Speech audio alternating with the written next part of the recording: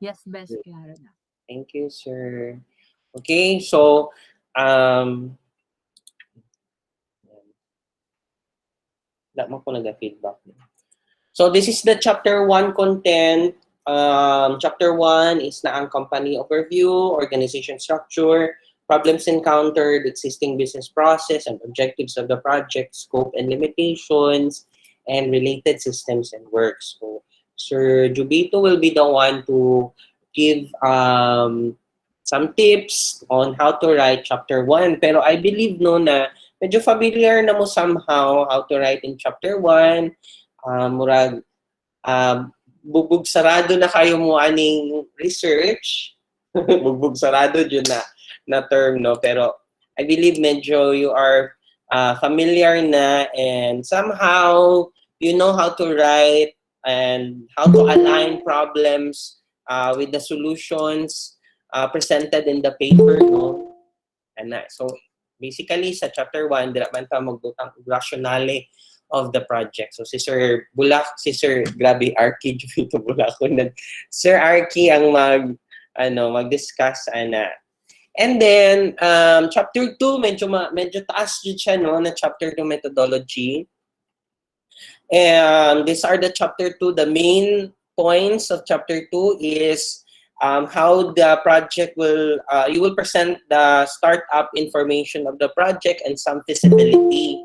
So, sa SAD pa lang daan ninyo, you might have encountered feasibility study. So, dira na nato siya ibutang. And then, sa B is the work plan and schedule feasibility.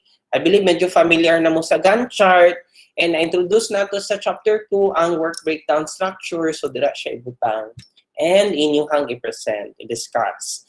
So sa next is the financial plan and economic feasibility. So ang included ani is more on financial aspect of the project. So projection, viability, allocation, budget, TCO, etc. So I believe medyo na-insert ni Sir Rafi Hubahib, no, ang kanina discussion sa inyong subject, hopefully. Di lang ko sure, pero naman siya sa iyahang syllabus. So, ana to siya, he will insert it to your discussion. And then letter D, project management plan and tracking. It's more on the different documents for project management. Although, kaning ABC, included na siya sa project management. Sa letter D is more focused on the project charter, mga who are the stakeholders, mga responsibilities sa team, mga change, mga management sa requirements, change and communication, and unsaon nyo pag-measure sa inyong project. Na. And then E is risk management plan. So you will identify risks. And then letter F is closure plan, project closure. So chapter 1 and chapter 2 is what is needed for outline defense, no? Which will happen on the last days sa semester, which is sa June. So I'll just give you later the dates, no, after the discussions. And then on sa mga questions, frequently asked questions from you, no? Okay, so we will start now. We have 19 attendees. Hopefully, represented tanan ang mga groups, no? Hopefully. Although this is recorded, pero mas ma-feel man yun nato nga naamo diri karon, especially pwede mo maka-ask questions. Kung na may questions, you can just chat it on the chat box. And then later on, natay gamay nga open forum, you can also ask there during the open forum. Okay, so I will give the virtual floor to Sir Arky for the discussion of chapter 1, sir.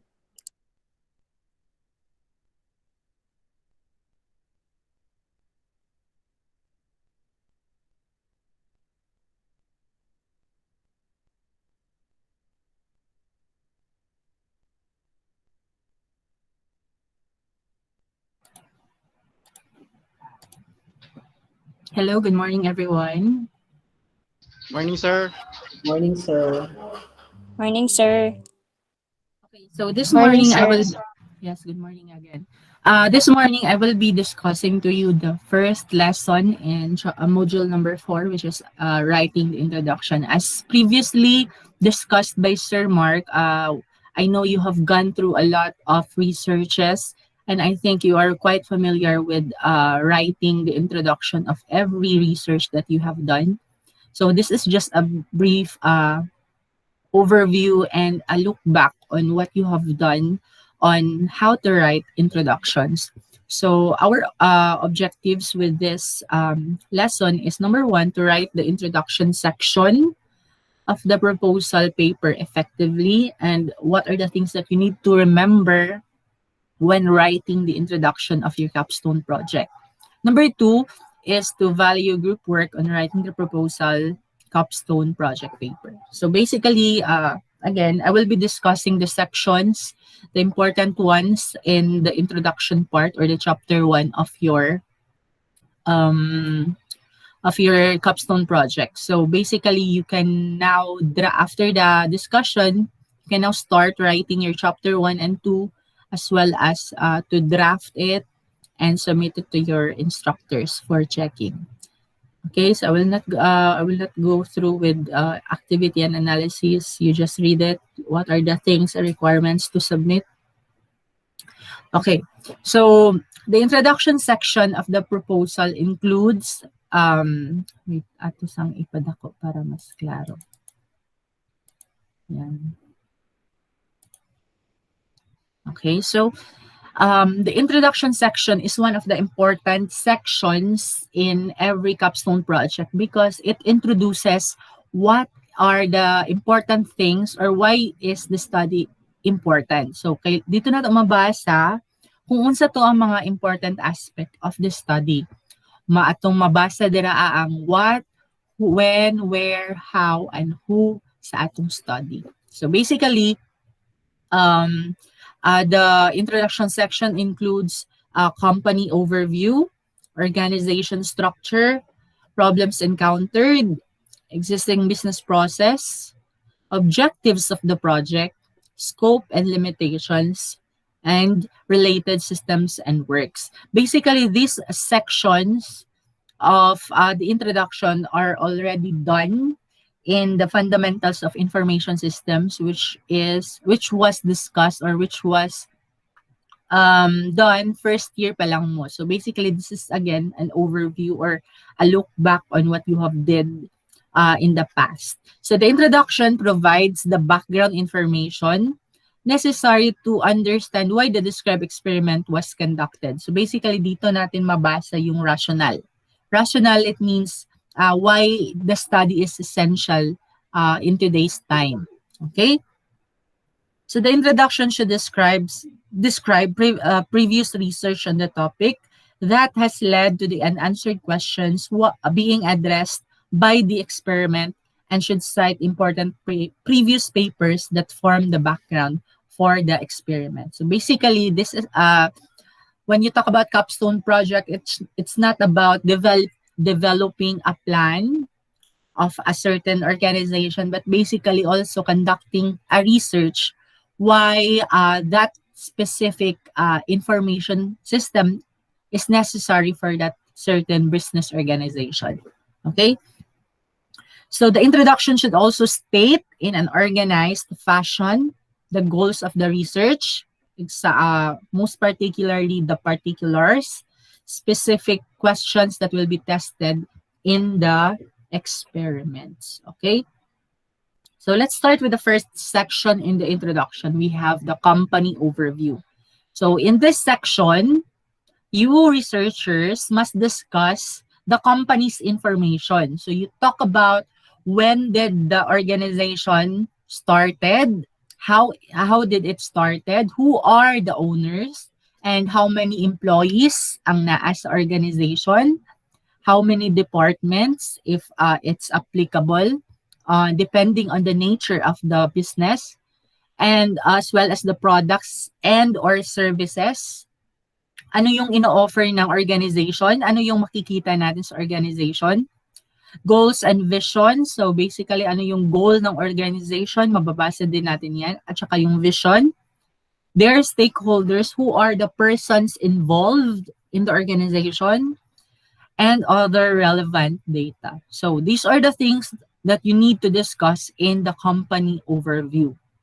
So basically, when you write your company overview, you need to discuss it in paragraph form.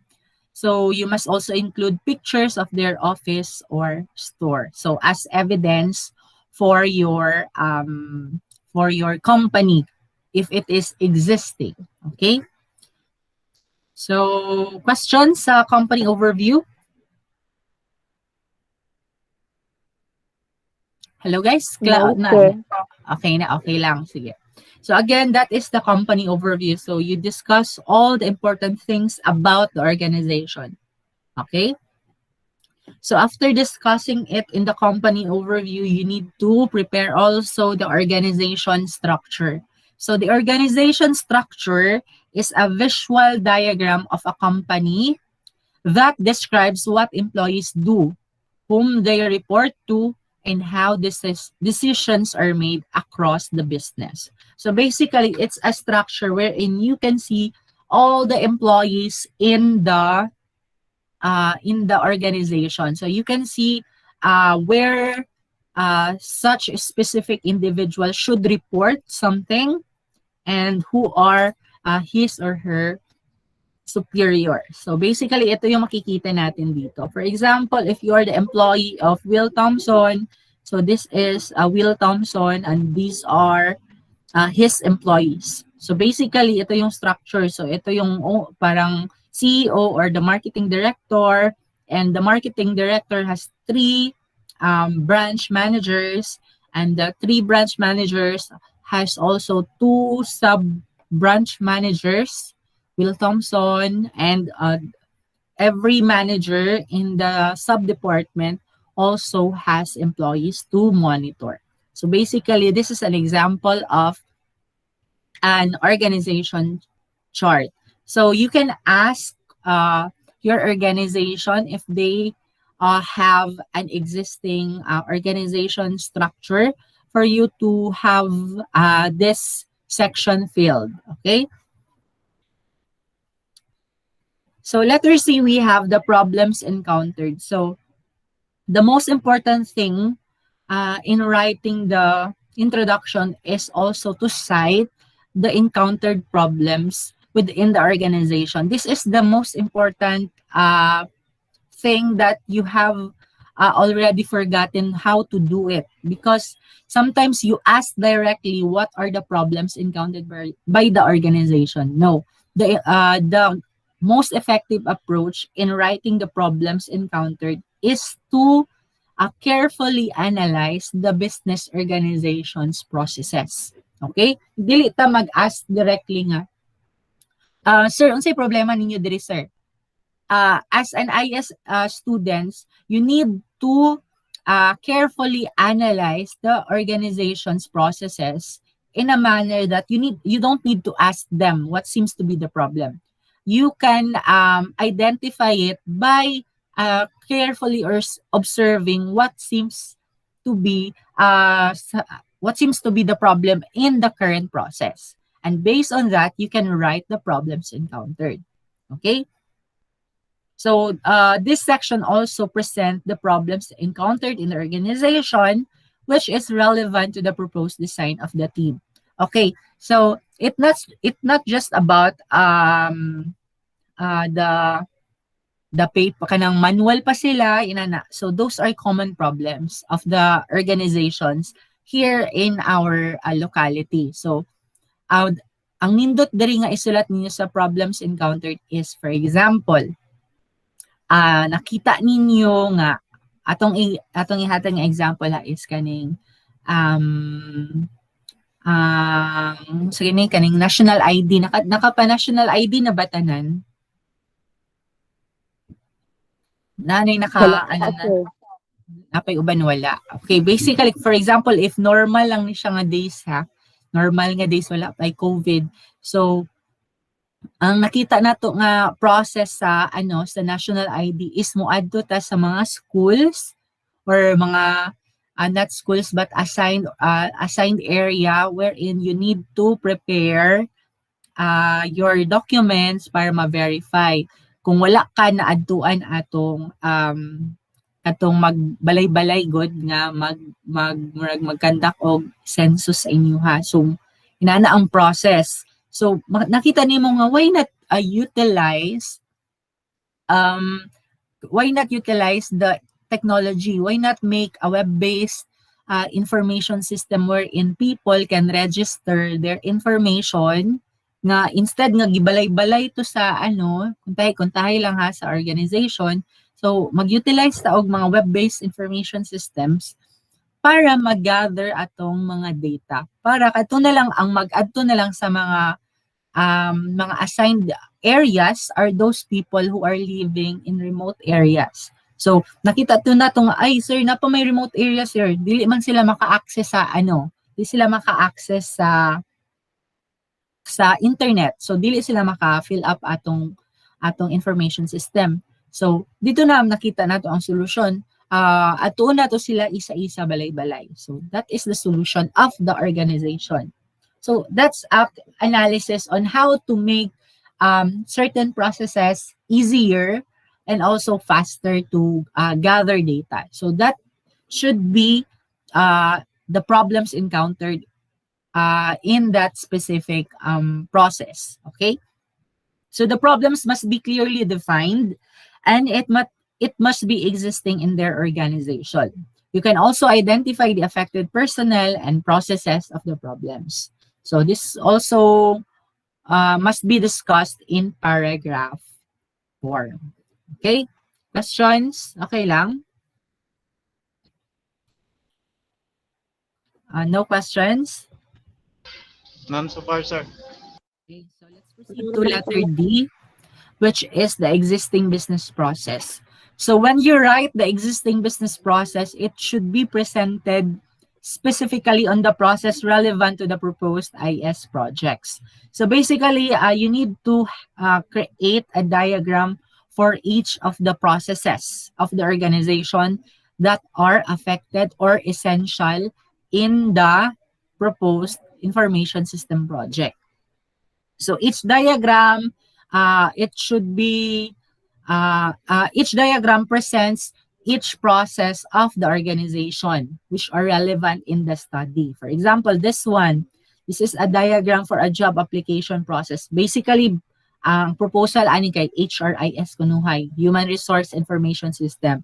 So what is the current process pala of the organization when hiring employees? So this is how they do job application process. Okay? So this is the first step. So this is the current process and on the later chapters makita nato ang usaang proposed nga information system nga process nato nga gi-improve na nato. Okay? So each process of the organization's business process should be clearly stated here. So aside from the diagram, you need also to discuss what are the processes within each node. For example, submission of the requirements. So the applicants should submit the requirements via blah, blah, blah, blah. So you need also to discuss the diagrams, each of the diagrams presented in the existing business process. Again, hindi lang isa ang atong i-prepare, dili lang isa kay daghan man og process ang organization. So we are expecting that you should write the essential processes affected or relevant in your proposal. Okay, so again, this is the existing business process.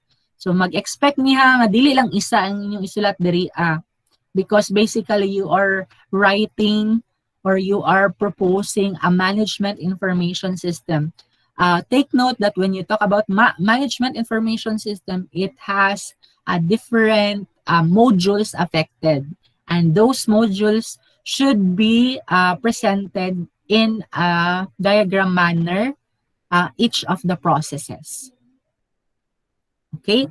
So letter E, we have the objectives of the project. Diri na ang most sa mga students on how to write the objectives of the project. Okay, when you write an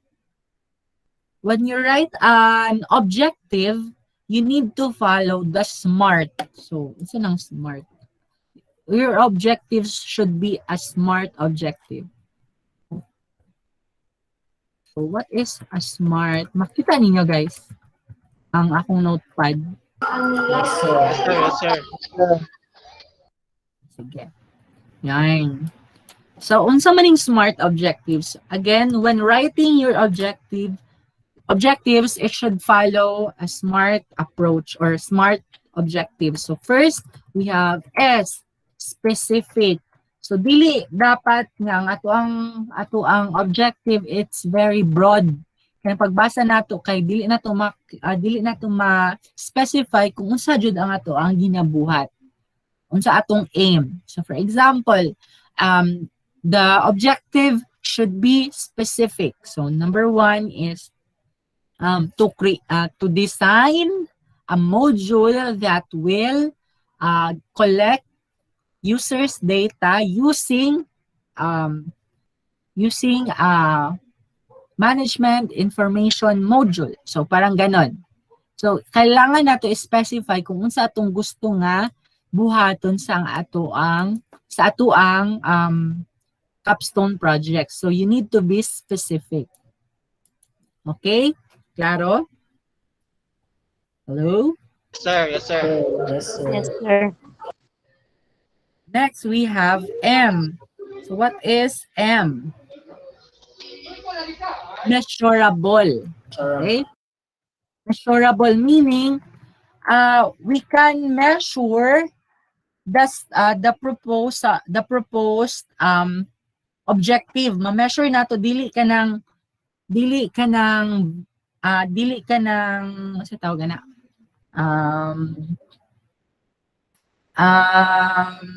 di na to makuan ba kanang ma-measure nato nga ay kini siya it is achievable, makuha nato ni siya measurable. So makita nato ang progress, matrack nato ang progress, and ma-judge nato kanus mahuman ang isa ka specific na goal. So that's measurable. Okay, kanang for example, this is a 3-month proposal. This objective is measurable. So ma-measure nato when the objectives can be achieved or can be met. Okay? So that's measurable. Dito mo propose og kuan kanang wala pa kanang dili siya ma-measure, dili nato makita nga mahuman ba ni siya for 3 months, mahuman ba ni siya for 1 year, and so on. So measurable. Letter A, we have attainable. So sayon lang siya, attainable. Dapat ang atong objective should be attained at the end of the project. So setting a goal that's too ambitious will see you struggle to achieve it. So dili ta moingon nga kanang ang atong proposal kay butangan nato og isa ka feature nga wala pa, because it's not attainable kasi the technology is not yet available pa man. Okay? So dapat ang ato ang objective is attainable, or we have relevant. So relevant, it should be about BSIS, relevant siya sa ato ang course, sa atong program. So dili ta mag-propose og magsulat og objective nga dili in line sa ato ang course description or sa atong program outcome. Okay, the study should be relevant to the program. So the goal you pick should be pertinent to your chosen field or should benefit you directly. So that is relevant. And number 5, we have time-bounded. So what do you mean by time-bounded? So it's a time frame. So moingon ta kato akong gingon ganina, 5 months, 1 month, mahuman ba ni siya? 1 year, mahuman ba ni siya nga study? Is it attainable or is it measurable? So again, you need to specify, or you need your objectives to have a time-bounded manner, in a time-bounded manner. Makita na nga mahuman siya for 1 year and so on. Okay, so again, that is how you write your objectives. So here we have a good example of how to write an objective. So here, develop a system architecture for the senior high school departments of Southern Davao. How would you able to design an architecture? So by designing process models, data models, and object models. So here in the first objective, it clearly states that atong buhaton kay system architecture. So specific siya. Nga ang iya lang ato lang i-check is system architecture. Next, measurable ba siya? System architecture, ma-attain ba nato ni siya for the span of time? Yes, ma-attain lang siya, kaya lang, because it's existing. Relevant ba siya sa study? Yes, relevant. And also time-bounded? Yes, it is time-bounded. And so on and so forth. So we have a lot of objectives here for this proposal. So you can base your proposals, objectives in this example. Okay. Letter F, we have scope and limitation. So what are the important things that you need to write in the scope and limitations section? So a great project scope example is an effective tool typically used in project management. So you have already you're already done with your project management course, and I think you're quite familiar in writing scope and limitations. So it is used to explain the most important deliverables of a project. So this includes the major milestones, top level requirements, assumptions, constraints, as well as limitations. So basically, ang mabasa nato sa scope and limitation is asa lang kutob ang study ug asa lang ang saklaw or asa dapit lang taman ang atong study and unsay walay labot sa atong study. So mo na atong mabasa diri sa scope and limitation. So in order to write a good scope statement, you need to include the following. Number 1, overall description of the work. So basically diri ta magsulat sa ato ang unsa lang taman ang ato ang study. Murag nagbuhat ta og kural sa atong study. So this is a web-based management information system. So makita na okay, web-based lang niya siya. Walay labot sa mobile, walay inana. So that's basically the description of the work. So when the reader reads this section, makita nato kung asa lang ang inyong boundary sa inyong study. So basically, it's like building a fence for your home or for your business. So number 2, deliverables. So when you talk about deliverables, it talks about the product or the outcome of the project and what are its key features. So muna atong makita sa deliverables. Also, what client needs in the project. Also, what client need is the project satisfying. So kung unsa tong mga deliverables nga kailangan nato ma-come up sa atong proposal, it should be written in the scope and limitations section. Okay? Number 3, justification for the project. So in order to provide a complete understanding of the scope, sometimes it is necessary to dive into the justification of why the project was initiated in the first place. So you can also write a justifiable statement wherein the proposal is essential for the organization. So you can also write it here, just a short one, pag magsulat ka justification for the project. So you just write down why this proposal is essential for the business organization. Number 4, constraints. So basically, diri nato makita kung asa lang ang inyong saklaw sa inyong study.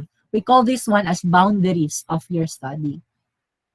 So this can be a source of risk and thus should be defined further. Just like what I have mentioned earlier, when you talk about the scope and limitation, makita nato kung unsa lang ang saklaw. So basically, for example, the purpose of this study is to write, is to design a module for the ALAS Creative Events, a web-based information system for ALAS Creative Events. So mabasa na to, okay, web-based lang. Walay labot ang mobile.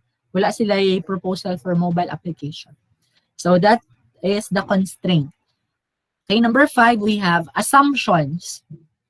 So when you talk about assumptions, all projects have assumed certain conditions as part of their existence. For example, the fence building project has assumed good weather, availability of tools. So what are those assumptions and what impact does their inaccuracy have on the project? So you can also write some assumptions in the scope and limitation. So basically, these are the conditions of the proposal. So ano yung mga conditions na meron kayo? Kailangan inani, kailangan nga dapat ang organization kay na inani, or i-assume ninyo nga ang organization na anay inani. So you just write your assumptions. So number 6, inclusions or exclusions. So what are included in the proposal? So you can write it here.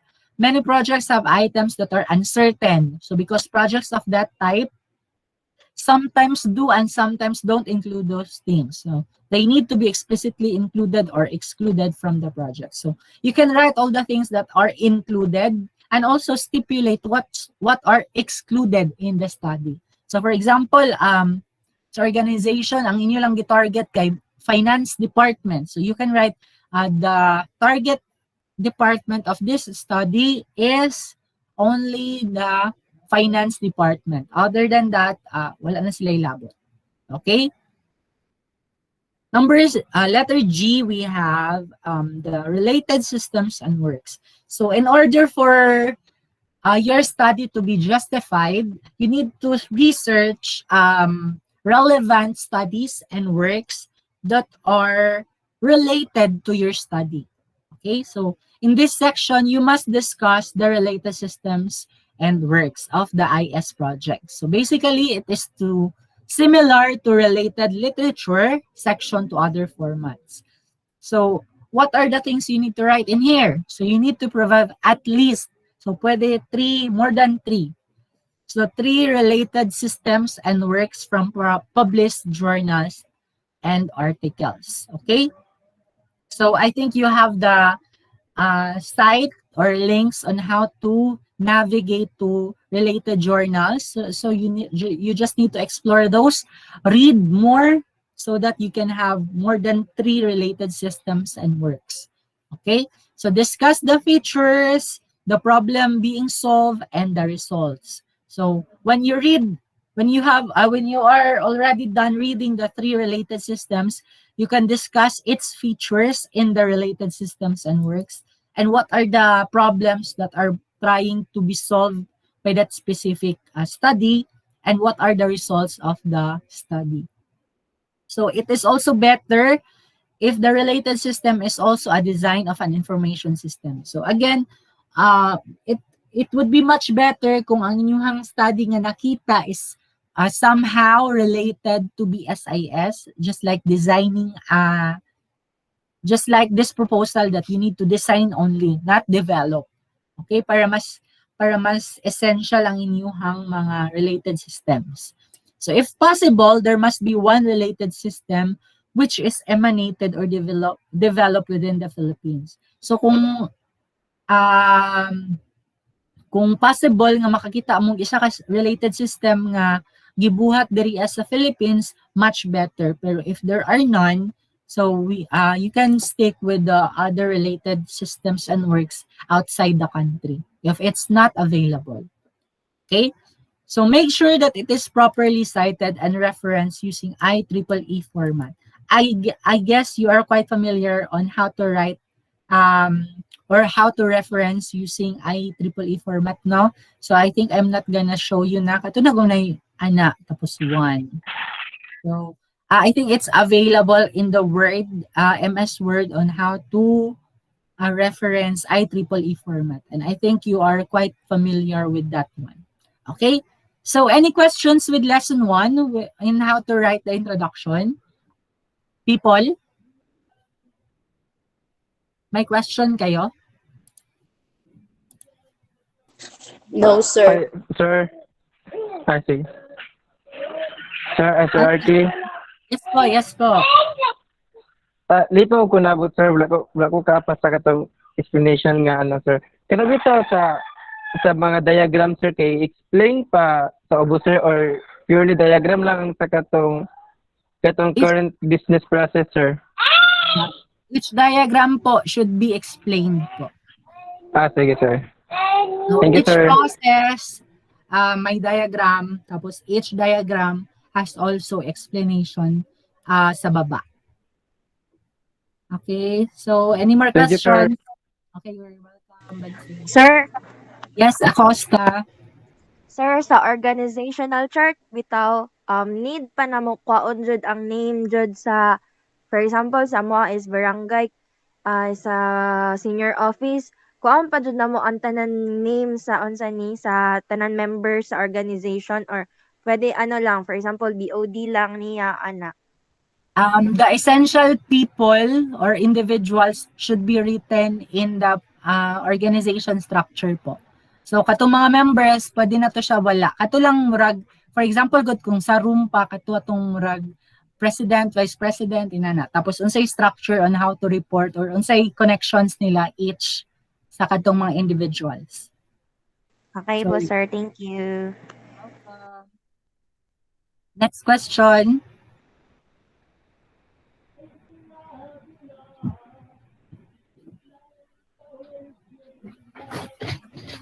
Any more questions, people? I think wala na siguro, sir. Sir, need og pics. Tapos isa, sir, wait lang po. Si Paha. Sir, need og pics for organizational structure. Ang kailangan, mas nindot kung naay picture para mas ma-justify na to. Pero kung di sila ka-provide, it's also fine. Okay lang din. Okay, any more questions? Wala na? I think wala na. Ay, napalay. Okay, wala na. Okay. Sir, I think that would be all for chapter 1. So, I think you can draft your chapter 1 na after the discussion today so that we can check it because your outline defense is fast approaching. So, I hope you can do well. So, Sir Mark, that would be all. Thank you. Okay, thank you, Sir Jubito. So, mato siya chapter 1, no? So, just a reminder, no, na magpa-check mo sa inyong advisor. Ayaw halata nga humano ninyo sa ang chapter 1 o chapter 2. So, it would be better nga sa nana magka-draft na mo chapter 1, inyo na siyang ipa-check sa inyong advisor para matagan din yung comments, then you can revise it and then you can continue with chapter 2 siguro. Okay. So, we will be I'll be presenting lesson 2, which is how to write module 4. How to write wait lang, delete tab siya. How to write the methodology. Akong i-share ang tibok window kay nakoy multiple tabs. Okay, may I know if you can see my screen? Yes, sir. Yes, Sir. Sir. Thank you. Fine. Thank you. Okay. So basically, the introduction sets the project, no, the rationale of the project. It sets the problems, the objectives needs to be.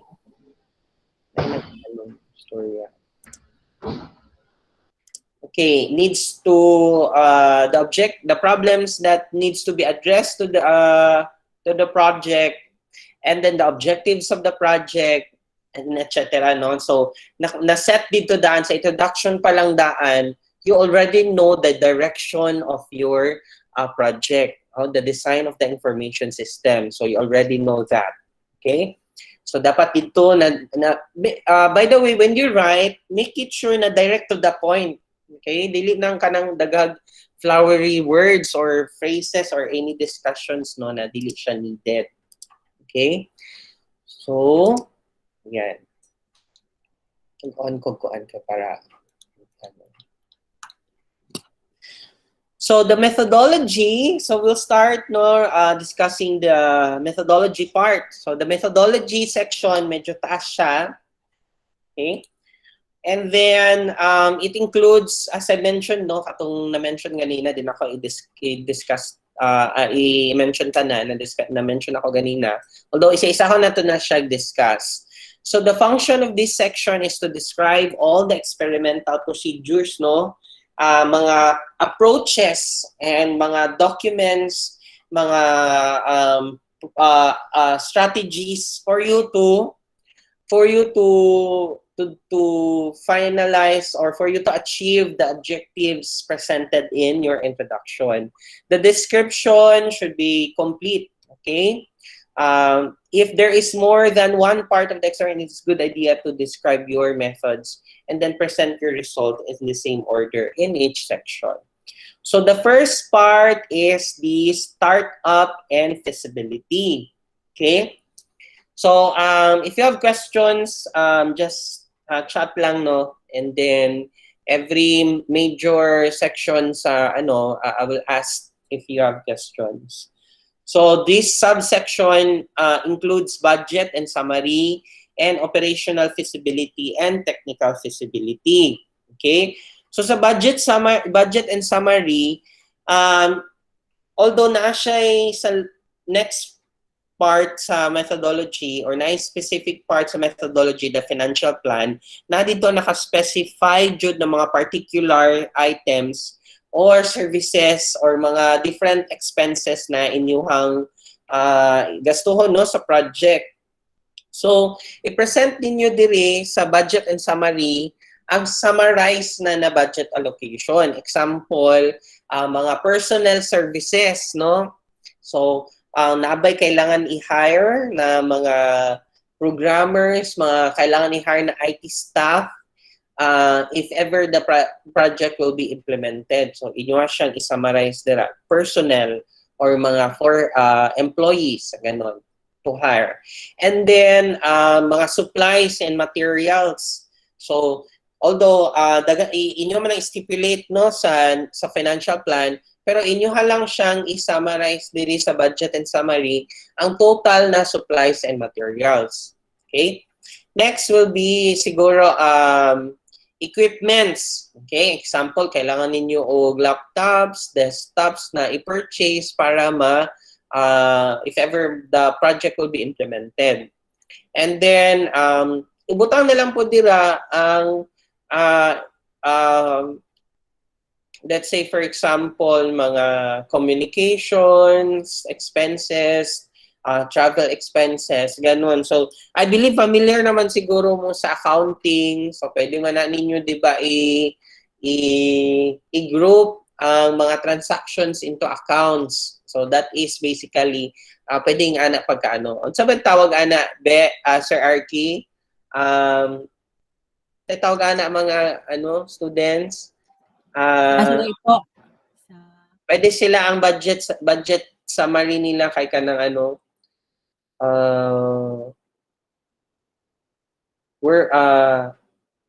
tawag ana oy kanang naka-lump na gani example kaning account nga account na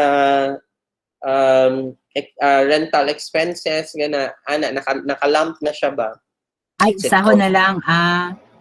Pwede rato nila, murag notes to financial statement man na siya kung sa accounting. So, pwede na to naka-summarize na, for example, itong property, plant, and equipment. So, you can write all those equipment nga involves organization dito lang. Tanan. So nana siya dito, no, sa inyong accounting na klase. Okay, thank you, Sir RK. So, pwede nga to dun siya. Although you have the freedom how to summarize it, no, the budget. So just make sure na naka-summarize lang siya. And this, as I mentioned, this must be in tabular format. Okay? Major particulars lang included in the summary. You can also provide, you must provide also a summary of the schedule of the project with with discussion. So although natay Gantt chart and WBS dictionary, pero it requires here a schedule summary. Example, no? Mura siya naka-Gantt chart lang siya somehow, pero naka-generalize siya. Okay? Let's say for the preliminary, for the entire environmental scanning, so inyong i-state dira. And then the design and analysis of the project, so isahon lang ninyo siya. And then the presentation of the project, so murag 3 to 5 items lang siguro for the schedule summary. Okay, naka-tabular gapon siya or naka-Gantt chart style siya. Again, it's just the major particulars or the activities lang i-mention nila. Okay, next will be the operational feasibility, no? So the operational feasibility, as mentioned in Module 2, Lesson 2, no, I'll show it later. It means that the proposed system will be used effectively, no? So inyo siyang i-state na naamoy mga needed resources for the operation of the project. Okay? And it will be operationalized effectively after it has been developed. So, i-review nato ni siya, naanin siya diri sa Module 2, Lesson 2.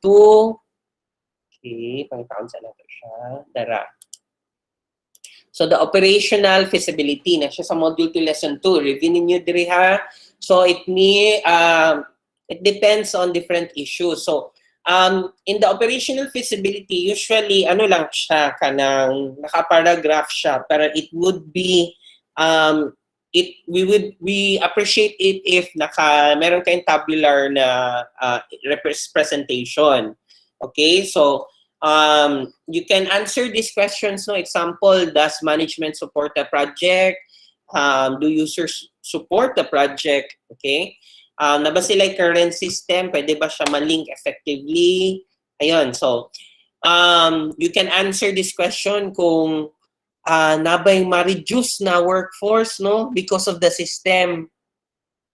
Okay, so you can answer this. If so, what will happen to the affected employees? You can also state kung nabay ma-add na workforce. Okay, will the new system require training for users? So, pwede nyo i-tabulate dira kung unsa na mga trainings na required for the users, and then who are the kinsa tong mag-attend na training, and who are the possible resource person, ganon. And then you can also tabulate if the system mag-require siya o additional workforce to the organization. You could also provide a table na mao ni ang proposed na IT staff, no, or proposed staff or proposed na personnel. Okay, so you could tabulate it na siya job description, the role or the job description, and if possible na ang salary. Okay, para makabalo si owner of the organization, kailangan din ng additional ano. Okay, you could also provide tables, no, of the existing personnel that will be involved in the operation of the system. Okay? So, will users be involved in planning? So, pwede ninyo na siya i-answer, no, in paragraph form kung ma-involve ba sila sa planning. So, sa mga system development methods, di ba, involved naman yun ang mga users, especially kung naka-agile methodology mo, di ba? So of course, you need to explain in the operational feasibility that needed mga users because they will be the one to give the use cases. They will be the one to give possible user requirements. Okay, will the new system place in any demands on users or require any operating changes? Okay, So example na may mga information nga less accessible, produced less frequently, etc. Okay, nabay mga adverse effects because of your system. So inyo nang i-mention dira kung unsa man ang existing process. Example kanang inventory siya na process, no? And then na sila'y mga documents na gina-maintain, then now because of your system, mawala na tong documents. So you will explain the operational feasibility kung permanent ba ni nga mawala ang kato na document na ilang gina-maintain, let's say monitoring of their stocks and inventory, ginasulat nila. So because of your system na naanay report, okay, dili na sila magsulat dito. So nabay adverse effect ani. So is this positive ba or negative ba na effect? Will any risk the company image or goodwill result? So unsa man ang mga possible risks? Although na may risk management later, although you can discuss in the operational feasibility in terms of the operations of the project. Does the development schedule conflict with other company priorities? So explain ninyo in the operational feasibility a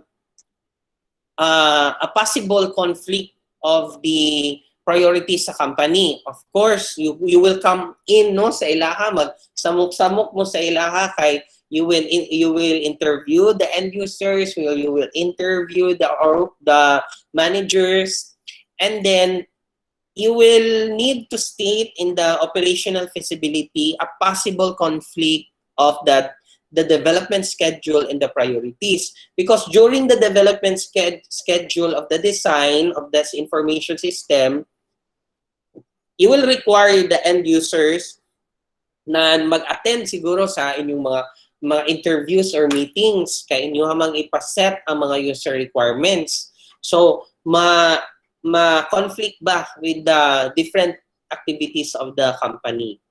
And then you will also state in the operational feasibility the ethical and legal issues na ma-consider in the development of the project, in the writing of the project, in the different meetings, in the different environmental scanning.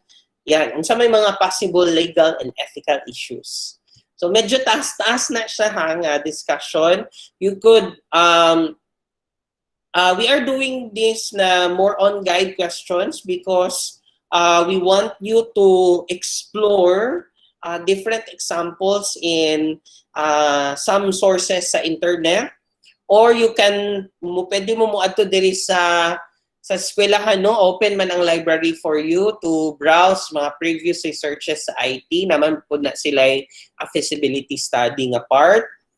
Although sa IS we require mas robust, mas intact, and mas comprehensive na feasibility discussion. Okay, at least na may guide.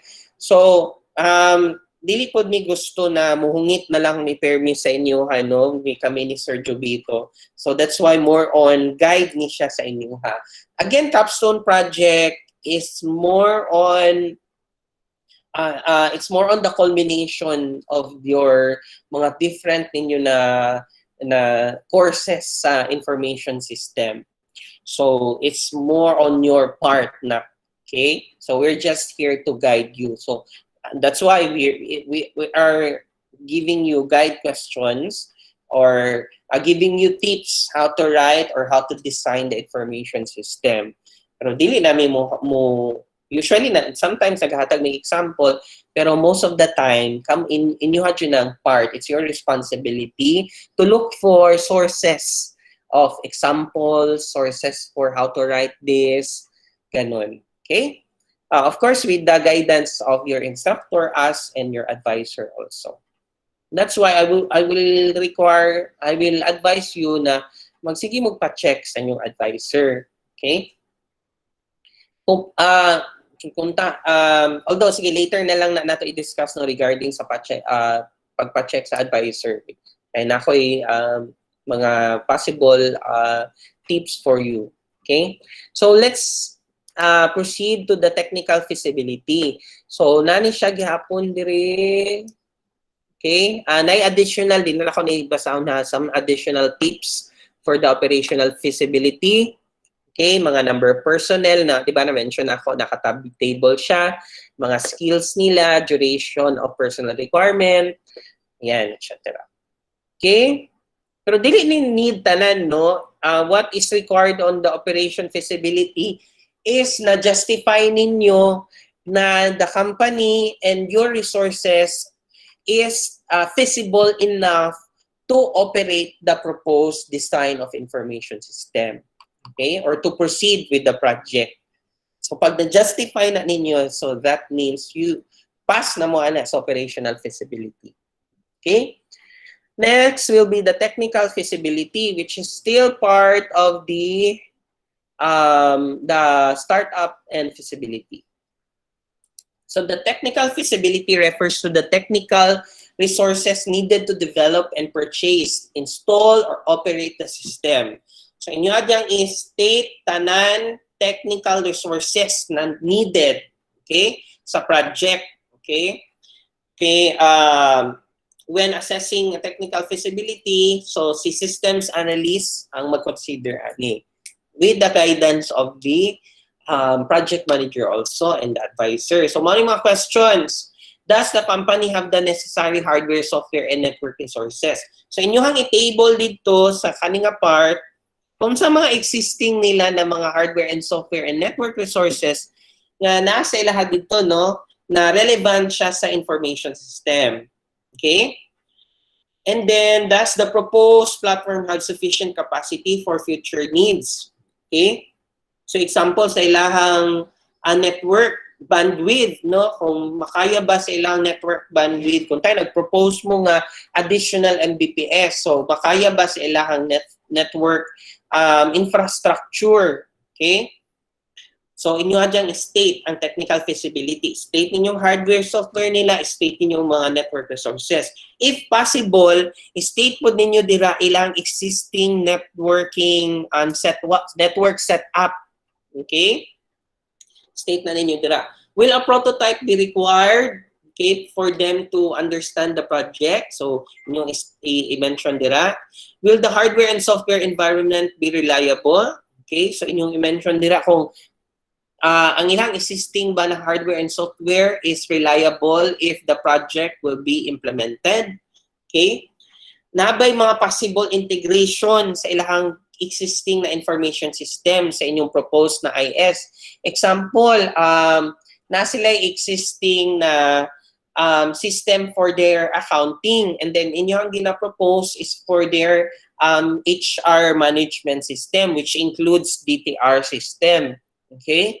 So there is a possible, is there a possible integration with their existing accounting system, existing na budget system, with the proposed na HR management system na ay DTR subsystem dito. Okay, so explain niyo dira. Okay, pwede siya in table format. Will the combination of hardware and software supply adequate performance? So, inyo i-mention dito sa technical feasibility if adequate ba, makaya ba sa performance or need expected performance of the proposed system sa ilang existing hardware and software. So, do clear expectations and performance specification exist? Will the system be able to handle future transaction volume and company growth? So, inyo habang proposed system, ma-handle ba nga example, because of your system, ni taas ang ilahang production rate. Okay?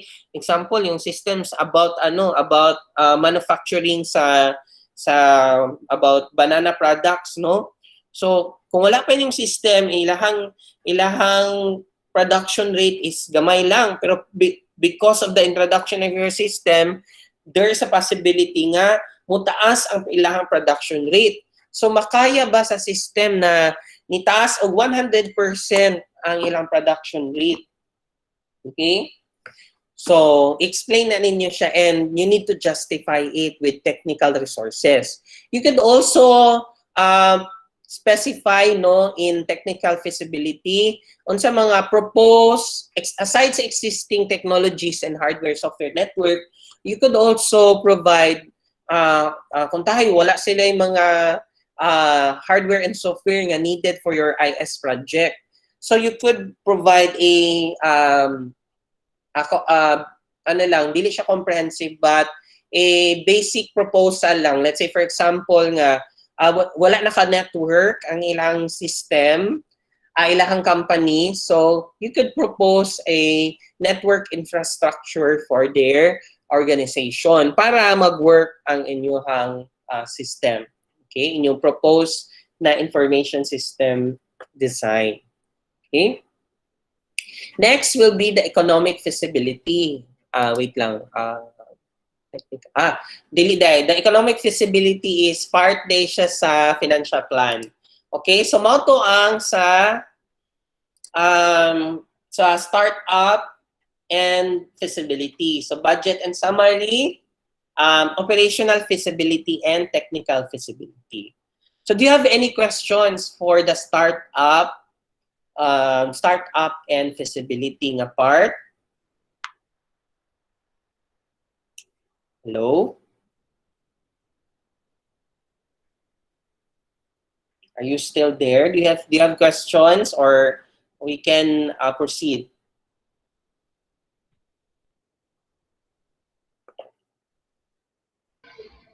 Wala na? And so far, sir. Sige. Thank you, Paray. Paray lang naminaw. Charot. Okay. Okay, I know you are all listening naman. So again, if you have questions, just write it down. I mean, just comment it sa comment box. Next will be the work plan. Yes, the work plan and schedule feasibility. The work plan and schedule feasibility, diri ang project milestones, deliverables, work breakdown structure, WS dictionary, and Gantt chart. So, the work breakdown structure, WBS, is basically naani siya sa ito ang module 2, lesson 1. Okay, so, di na kaya ko i-discuss maayon no, ang WBS and WBS kay na discuss naman ni sa module 2. Maghatag lang ko mga samples na naaghapon sa module 2, lesson 1. So, let's start with project milestones and deliverables. Okay. Again, the work plan and schedule feasibility sets the plan of the project team no kanus-an nila iset ang mga different activities, mga different milestones of the project. So sa isa ka IS project, it must be as specific as possible. Sa pinakagamay na task lang or activity, dapat na-mention yun siya sa kaninga part sa work plan and feasibility as feasibility. Okay, na-ay question si Paha, most stable standard. Yes, Paha, sa startup and feasibility, if you're asking about the tables, yes, we will appreciate it if naka-table siya. But we gave you freedom on how to present the startup and the operational and technical feasibility. So kung ako ang pangutanon, kung ako ang panel, mas appreciate yun ako kung na ay mga naka-tab tables for sa katong budget, tables for operational feasibility, and tables for technical feasibility with discussion of the tables and with answers dito sa mga guide questions. Okay? So, I'm expecting medyo comprehensive jud siya nga presentation and discussion. Okay? And thank you, Paha, for your question. And, okay, padayon ta project milestones and deliverables. So, in the IS project, you need to identify the project milestones and deliverables of the proposed IS project. So, when we say milestone, mano siya ang isa ka point in your project na makaingon mo nga na progress ang inyong project. Okay? Example, nakapasar mo sa title defense. That is a milestone. Okay? Congratulations day sa tanan, nakapasar mo sa title defense. That's already a milestone. Okay? So example, another milestone is nakapasar mo sa outline defense. Joke. So, hopefully, no, makapasar tanan. Ako dyan ang ginaampo nga makapasar tanan. Hopefully, ako dyan ang aton dito sa shrine nga Lord. Makapasar ang tatanan sa outline defense. O kamo pagampo pod mo. So that's another milestone. Another milestone would be kanang pinaka-final na milestone ninyo is let's dili final the acceptance of the organization or the company. So state na ninyo dira nga that is our milestone. Okay? Each milestones na siya deliverables. Okay?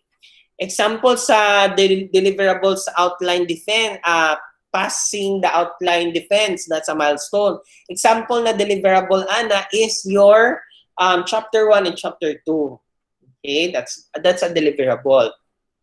Example milestone sa let's say sa presentation acceptance of the IS project by the owner of the organization. Ang example deliverable ana is their certificate of acceptance or certificate of presentation. So, deliverable, it's kind of a document. Pwede siya, most likely document na siya.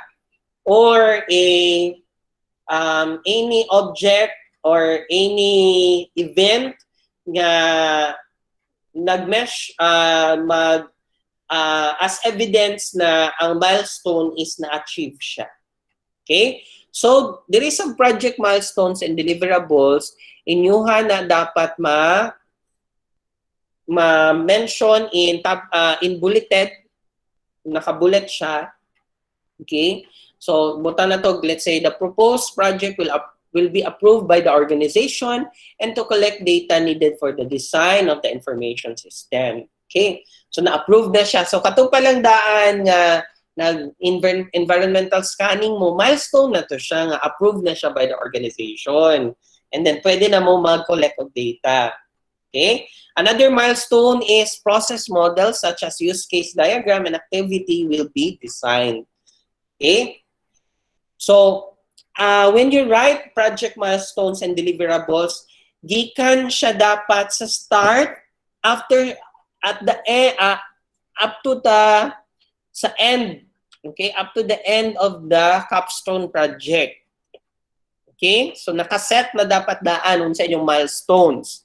So, naghatag naman ko, o gano'n, di ba, naghatag ng big outline sa chapter 3, katong design na niya sa system. So, dapat ma-consider ninyo to siya sa project milestones. And nag-explain na po ko ninyo, together with Sir Arky, during the orientation, on the different main activities of the capstone project hantod 4th year ninyo sa mga needed ninyo na please review na lang ato na I believe nato siya sa inyuhang nasa inyuhang LMS siguro. Okay? So gikan sa start malangdaan sa before the title defense until the public consultation or the public presentation of your project. Okay? Dapat ma-consider na siya sa project milestones and deliverables. So these are examples of deliverables. No, as I mentioned is it's an event, it's an object, it's possibly could be pwede siya kanang pwede siya document. Okay? So, sir, kailangan dyan naka-bulleted? Yes, kailangan naka-bulleted siya para dali lang makita ni advisor and ni panel and ni owner also ang project milestones and deliverables. So, sir, ang every milestone dapat na dyan deliverables? Yes, dapat na dyan deliverables. Sir, pila ka deliverables per milestones? Depende na siya sa inyo kung sa inyong at least na isa ka deliverable para sa milestone, because as I mentioned ang deliverable mo na siya ang mo justify nga na-achieve na ninyo ang project milestones. Sir, pwede ba na mo ni table format? Yes, pwede kaayo. Mas ma-appreciate ako ni na table format siya. So sa table format na siya diri nga let's say sa left part na siya project milestone, then sa right nga column is nadira ang mga deliverables. Okay? So pwede ra duha ra ka column, the let's say number, then the project milestone, and then the second column is the unsa mga deliverables ato na project milestone. Of course, gyapon siya, naka-bulleted gyapon siya within the table. Pwede ra po siya ing ani, pero mas ma-appreciate na mo kung naka-table siya. Okay? Then, mato siya ang project milestones. Then, work breakdown structure and WBS dictionary. So, nani sila tanan di ay sa, nani siya sa module 2, lesson 1 and lesson 2. Okay, pangita ko na ito siya. Sorry.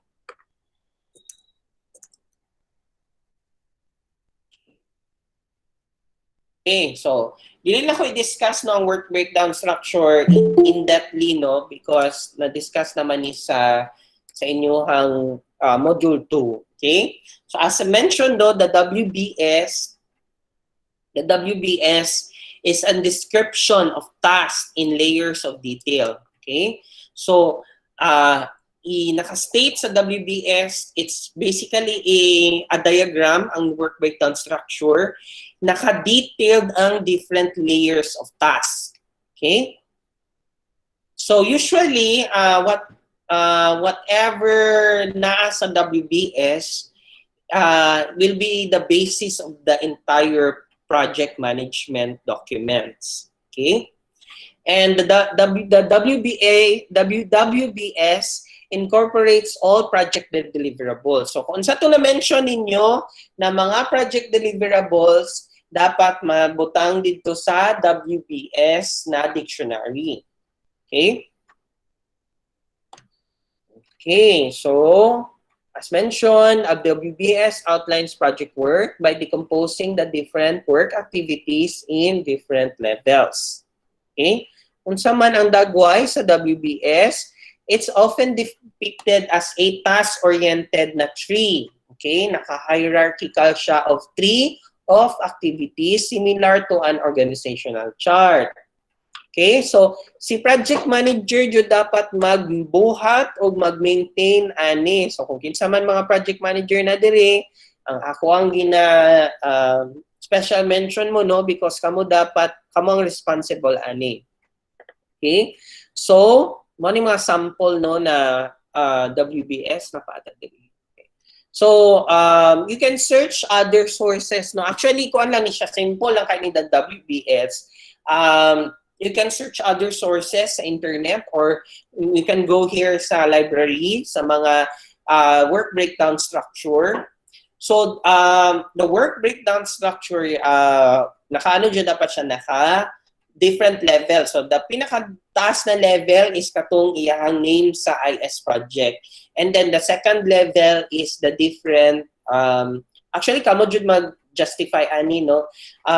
The different levels of the project. Okay? Pinaka-simple level, labels aning second level is the planning, the environmental scanning, and then the system analysis, the system design, and the presentation. Okay, so pwede nga na. You can follow that as a simple second level, no? Sabon na ako. The planning, the environmental scanning, the system analysis, the system design, and the presentation. Okay, so you could follow those 5 na mention na na second level na sa IS project. Okay, so then you will put mga different you will put, sorry, asa naman to. Okay, so maning pinakamurag kung padakon pa ilang ka siya maklaro no, pero mana siya ang isa sa kanina na example na medyo daghan siya na nabutang jud ang task. Okay? So sa each level, sa second level, example kaning project management, na state jud dira kung unsay mga needed na activities or deliverables. Okay?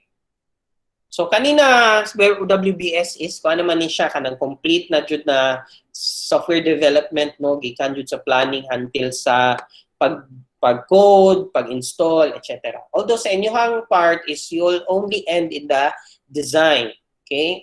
Then you will present it to the organization. So you could follow to akong gi-mention na second levels katong planning, the environmental scanning, the system analysis, system design, and then you could include the prototype as well because you will be needed to develop a user interface or prototype and then the presentation. Okay, so you can follow that. Hopefully, na-take down ninyo to siya. And then, ibutang ninyo diratanan ang mga tasks.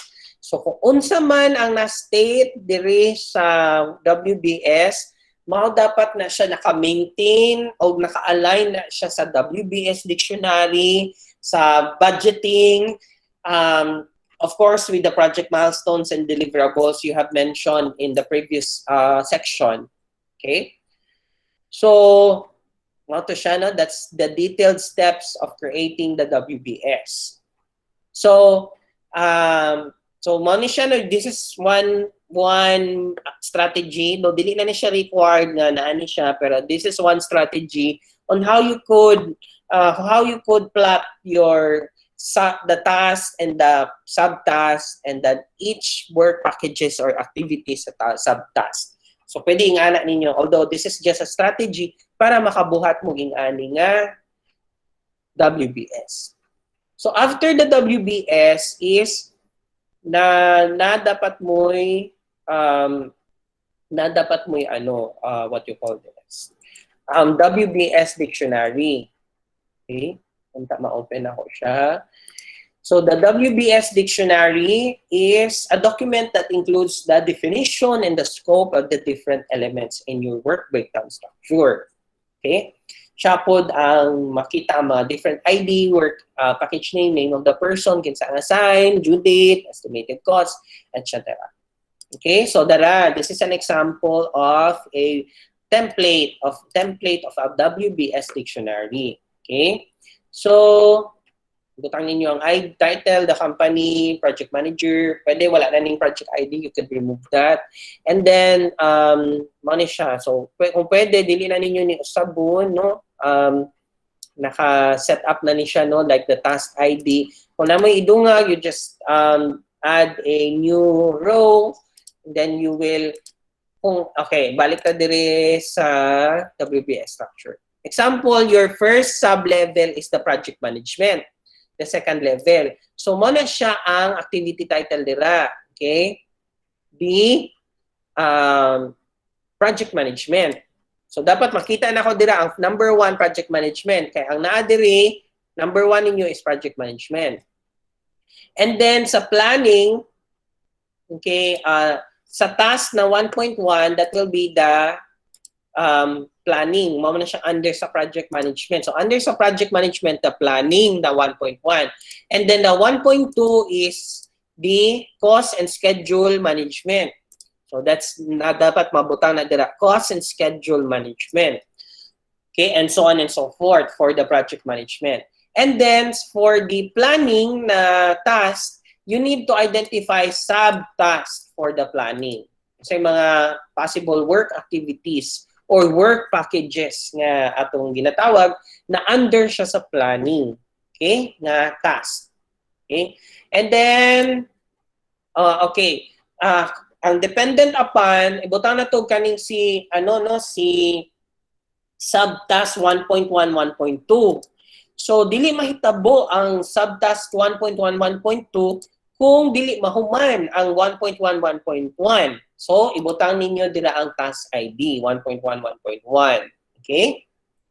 Sir, kung pwede siya parallel, sir. Kung parallel siya, pwede ra pod not applicable. Okay? Or pwede dili nyo butangan og dili nyo butangan og any value. Okay? Pero kung tahay ang isa ka task is na siya dependent siya sa previous na task, dapat mabutangan din siya og task ID dira. Kung asa siya dependent nga task or subtask. Okay, task owner pasabot kinsa ang responsible ana. Task resources, unsay mga needed na resources, example sa planning, kailangan ninyo unsay mga kailangan niyo na resources. The document of the company information ba, need ba ninyo mga cameras, need ba ninyo og mga cellphone to record, etc. And then task status, kung sa outline defense, dapat ang task status sa planning o environmental scanning and system analysis, dapat 100% na jud siya. Okay? So, si project manager, by the way, project manager, ikaw mag-justify dira kung pila na ang status sa every task. Estimated cost, ibutang ninyo dira kung pila ang estimated cost ninyo sa kana nga task. Okay?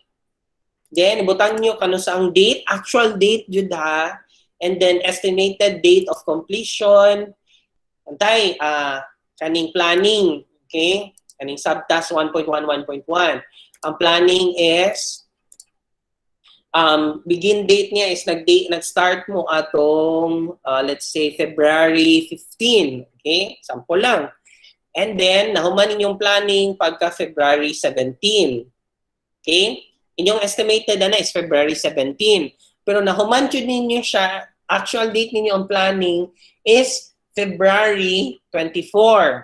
Okay? Kuan. Daghang mga labad nga member sa group. Joke. Okay? So, butang ninyo dira. Kano sang estimate na ninyo daan dapat. So, si project managers, karon pa lang daan project managers, ikaw magbuhat ani, nabuhat na dapat ninyo ni daan para during of the conduct of the project, inyo na lang i-edit na siya. Okay? Si project manager. So, dapat si project manager nakabutang na og begin date, estimated date, pila ang estimated cost, ug unsa ang mga list of activities diri and task, and si project manager siya maintain og monitor aning task status. And siya pod magbutang diri kung unsa na ang actual date of completion. And you will put additional information like unsa inyong mga na achieve, mga remarks dira sa additional info. Okay? So I'm expecting nga karon pa lang daan na anay WBS and WBS dictionary. Okay? Sir Arky, pwede ta magpa-require after aning nga discussion by next week siguro sa ilahang WBS o WBS dictionary. Pwede po, sir. Kanang murag draft lang muna para at least na sila i-guide. Ma-check na to each group sa ato ang sets. Kay murag diri jud ang pinaka kung tahit align jud dapat ang WBS o WBS dictionary nila. And yes, best. Also, dapat ang methodology pod nila kay mag-align pod sa ilahang di ba naman ni Gantt chart ang chapter 2? No, o dapat kung tayo ang ilahang methodology nga gigamit is iterative, dapat ma-justify pod siya sa ilahang Gantt chart nga may process nga nagbalik-balik para makita nato. Yes. Okay. Yes po. Ayan, so mato siya So hopefully by next week maka-provide mo og WBS and WBS dictionary. Okay. And then next will be Gantt chart. So mo na-mention na-mention ni Sir Arky ang Gantt chart. Familiar naman mo sa Gantt chart, diba? So the Gantt chart represents a set of tasks. So by the way, the Gantt chart na-mention ako diri na it must be aligned with the WBS dictionary, the WBS, the financial plan, the work plan, and the schedule. Okay? So, this is an example of a Gantt chart, source ani dire. And then, you can use different tools, for online tools or software sa pagbuhat sa Gantt chart. Pinaka-simple will be the Excel, of course, pero na mas powerful na mga tools. So you could search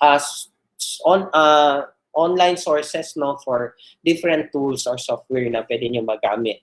So dapat diri sa task niya, sa task name, align dapat siya diri sa inyong pang state in the WBS or the WBS dictionary. Align dapat siya dira.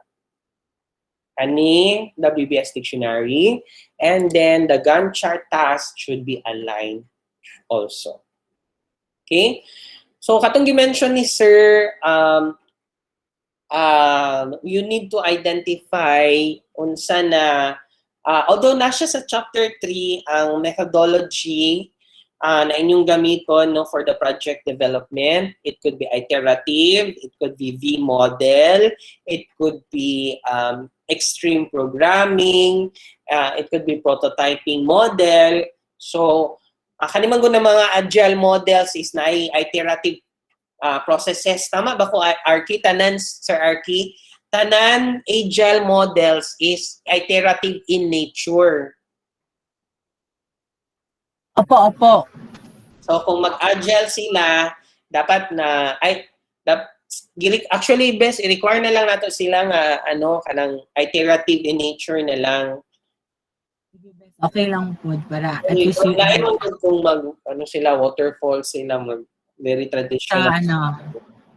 Iterative jud ang murag effective Sige, in any process project development method na iterative processes. Okay? Kamo na bahalag search ana. Basta makita na mo sa Gantt chart ni Sir Arky, na yung mga nag-repeat, possible repeats na mga, or iterative na mga tasks. Or na yung mga tasks na nakaparallel or nagsabay siya. Okay? Alright. So that is for the Gantt chart. So any questions for the saan siya? The work plan and schedule feasibility. Sir, makonsider ba na ang among gibutang sa milestones kay pwede ibutang?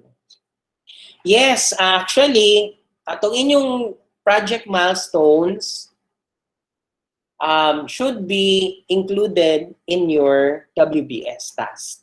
Must be. Kung sino yung gibutang diri sa project milestones and deliverables, dapat na siya dito sa WBS. Estimated cost, sir, unsa ibutang na example dito. Cost. Example, estimated cost. Example of, let's say, sa subtask nga nag-environmental scanning mo. Yan. Or interview with the, initial interview with the owner. Okay. Ibutang ninyo din ang estimated cost sa travel ninyo, expense, sa communicate, travel, ibutang na itong nag-travel mo, nagasto mo 50 pesos. And then namoy communication expense, nagpa-load mo 50 pesos also. And then naghatag mo sa ilaha o kanang merienda. Representation cost na siya na 100 pesos. So 50 plus 50 plus 100 is 200 pesos. Ayan. Next, let's say for example is nag-outline defense mo. Ayan, butang na ninyo sa inyo sa WBS nga nag-outline defense mo, butang na ninyo sa inyo task, subtask nga defense or sa presentation. Under sa presentation na siya outline defense. So, sa outline defense nag-present mo sa inyo outline defense chapter 1 and chapter 2. So pila man yung estimated cost ana. Okay? Nagpa-print ba mo, nagpalit mo load for your defense. Okay? So yung communication also. So i-mention niyo dira sa outline defense nakagasto mo og bayad pod sa defense basically. So nakagasto mo 2,500. Butang niyo dira estimated. Okay? Na-answer ba na ko imong question pa ha? Okay, thank you. Any more questions for work for the work plan and the schedule feasibility? None. So I think we can proceed now with next section, which is the project plan and tracking. Sorry, next section pala is financial plan and economic feasibility. Okay, for the financial plan, a bulk of this is nasa kay Sir Hubahib na discussion. So, di kayo na ako ma-discuss siguro. Although, nahatag na ako ni kay Sir Hubahib. And then, nami sample din pang mention, but you could also follow the ni Sir Rafi Hubahib, no? Ng mga samples. Basta ang section sa Capstone, sa Financial Plan and Economic Feasibility is financial viability and budget allocation schedule, initial total cost of ownership, and cost and benefit description. So let's start with the financial viability. When I say financial viability, it refers to an organization ability to generate sufficient income to meet operating payments and debt commitments, and where applicable. Okay? So, ma-mention dapat dira, ma-justify dira nga na ay capability ang organization to acquire, to accept the design of the information system, and possibly accept or acquire resources needed if the design of the information system will be implemented. Okay, so ma-justify dapat sa financial viability.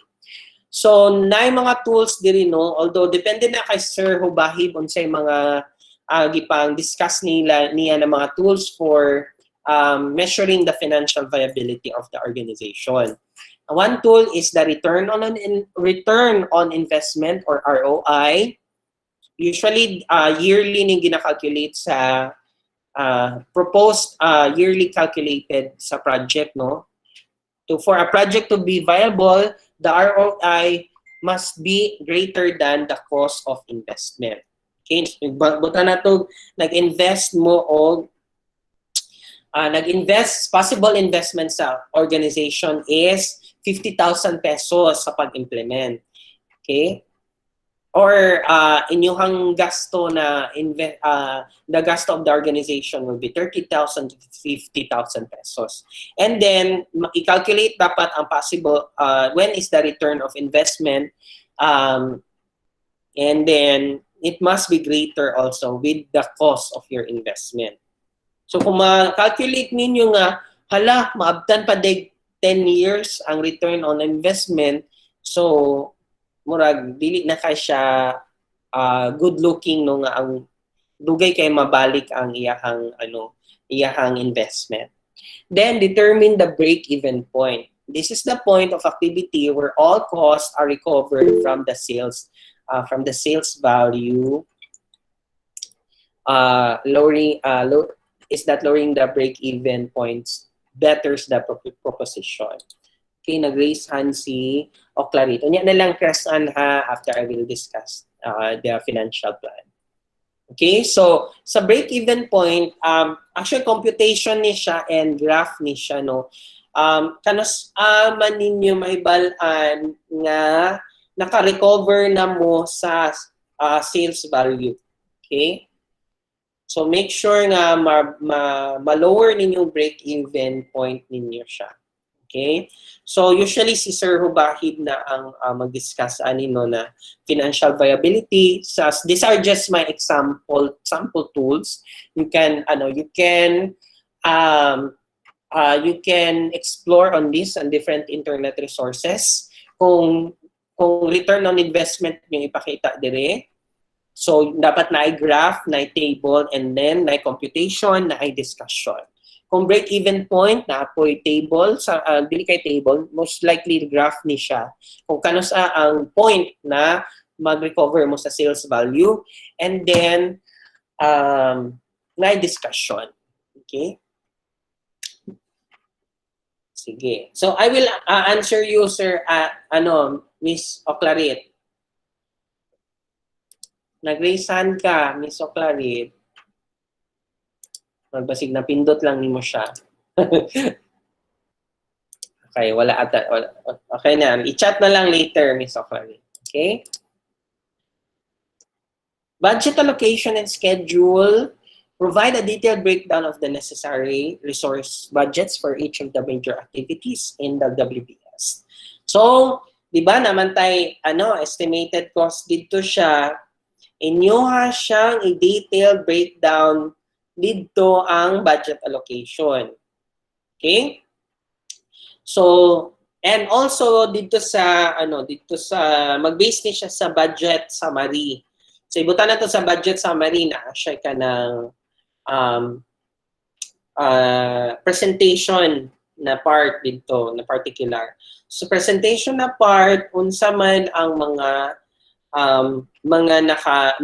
unsa may mga detailed gastos ninyo na or cost ninyo sa presentation. So, ay appeal ninyo dira ang mga defenses, the title defense, the communication expenses, the outline defense, etc. I-detail yun na ninyo siya, naka-table na siya usually, and then pila ang allocated na budget amount. Okay? And then na-mention po dira ang total budget. Okay? So you must also include the alignment of the schedule of each budget allocation when it will be utilized. Although, na-mention naman na dito sa WBS dictionary, so pwede po din yung ibalik ninyo presented diri sa budget, schedule allocation, and schedule. So, here is naka-table format siya, no? And then, kung unsa, normally, kung unsa tong naadiri sa na main nga activity, mao na siya ang mabutang dito nga particular. So, para mas makita nato na aligned siya with the WBS, inyo na lang po i-kopyahon kung inyong mga na-mention diri na activities, tasks, and subtasks sa inyong budget allocation. And then, naamoy column siguro after the task description is the budget allocation niya. And then, iyahang schedule kung kano sa siya gastoson. Okay? Let's say sa February ba siya na month or sa January ba siya na month. Okay? So, upat lang siya ka-columns. The task, this ID, the task description, and then the budget allocated niya. So, pwede na niyo ni-kopyahon ng nasa yung estimated cost niya. Pero, dapat man good makita dito sa detailed budgeting sa subtask man good ninyo. Example sa yung subtask is environmental scanning mo or preliminary investigation mo. So, unsa may mga cost ninyo ani. So, dapat you must niya, mga detailed sa kaning subtask 1.1, 1.1. Although, para na ni siya sa katong detailed nga budget allocation. So, unsan man to dito ng mga particulars. Naggasto mo for communication, naggasto mo for travel, naggasto mo for representation nga expense na siya. So, dapat mabutangan na siya additional rows dira under sa preliminary investigation nga subtask 1.1, 1.1. Sa mga gastos ninyo dira. So, mao na siya ang makita dapat sa budget allocation. Okay? Next will be the initial total cost of ownership.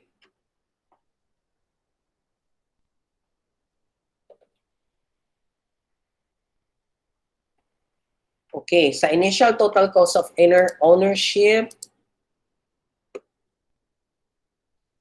okay, nasa sa module 2, lesson 2. So it's basically the economic feasibility. It's the total cost of ownership.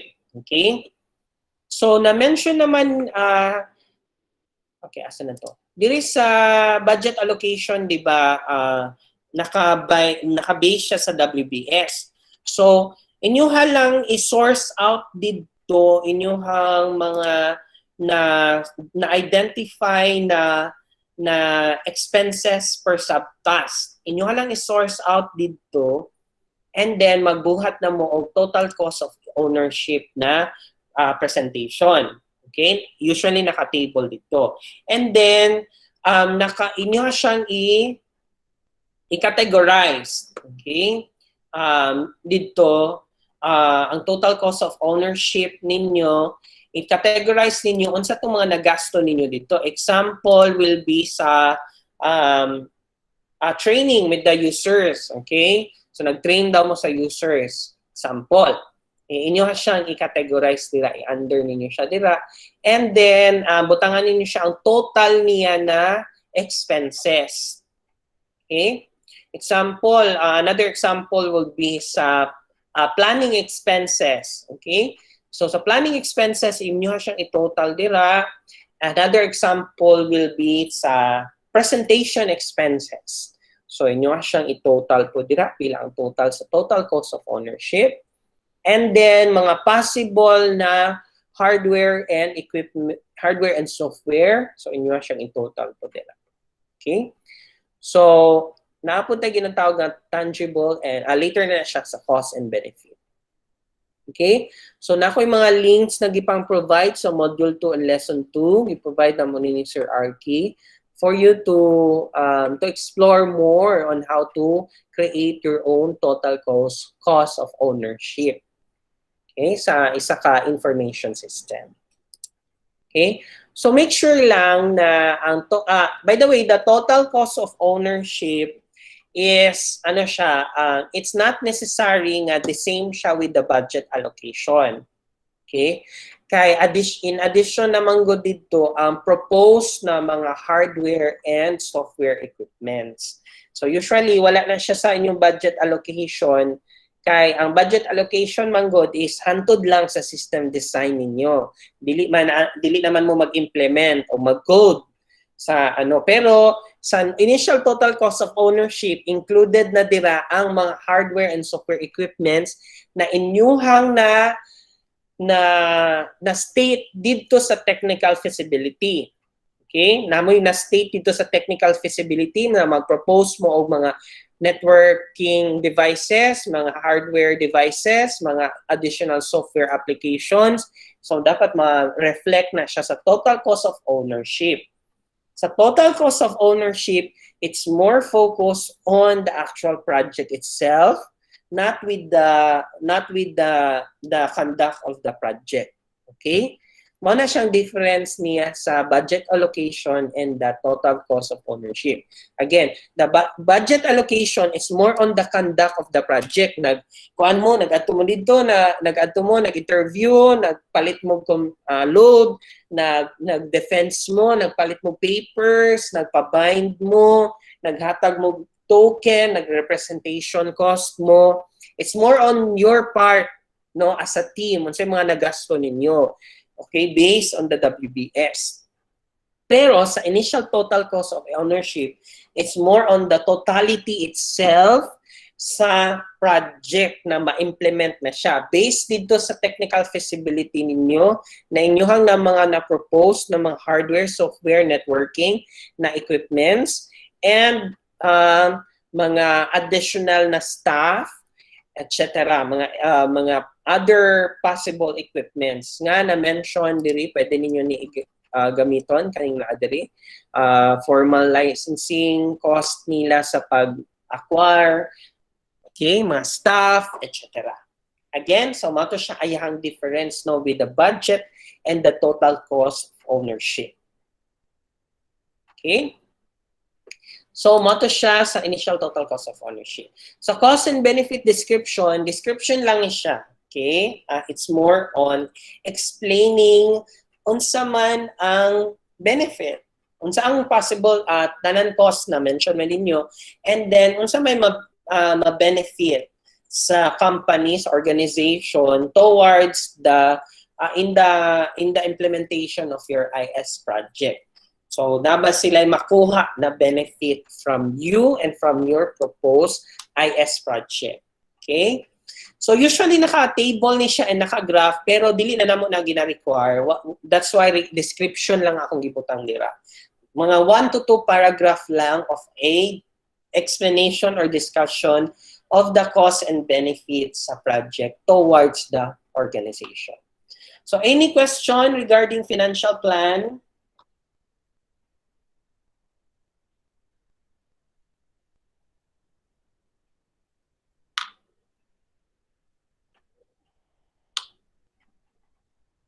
Yes. None so far, sir. Okay, sige. Next will be the project management plan and tracking. Ano yung pinakataas?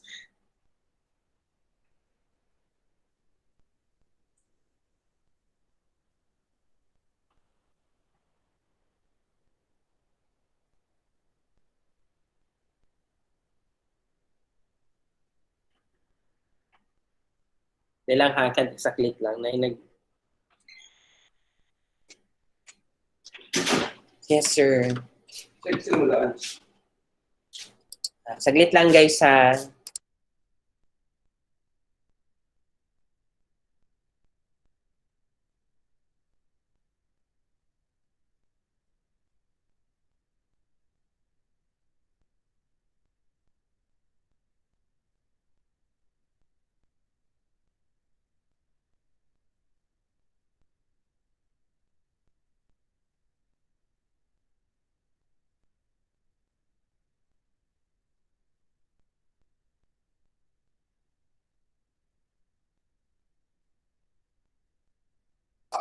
Okay, sige. Let's continue with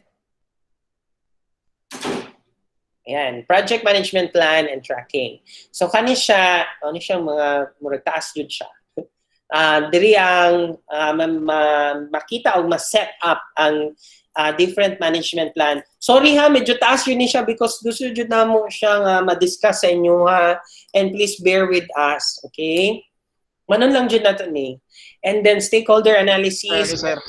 Yes. Project organization roles, responsibilities, requirements change management, communication management, project metrics, and measurement. Okay, sa stakeholder analysis, na-mention na ni siya sa module 2 lesson 1 and sa ang project charter, na-mention na po ni sa module 2 lesson 1. So, balik ta sa module 2 lesson 1. Asa man na siya? Ang stakeholder. Ang stakeholder analysis, di na kayo i-discuss na ako ha. Basta ma-tabulate ninyo o ma-present ninyo kinsa inyong mga stakeholders. When we say stakeholders, maunish sila itong mga individuals na naay contribution to the project. Okay? That includes you, no? Kamo as the team, the company itself, kami, mga panel, the advisor, and then customers sa customers sa company. Apil sila dito. Okay? And kinsa to mo gamit sa system ninyo, possible na mo gamit sa inyong proposed system. So na ako sample diri, okay? Hindi ko siya maklaro. I'll try to open it. Hopefully ma-open siya. You can follow this sample notes, the stakeholder analysis. Basically, you just need to identify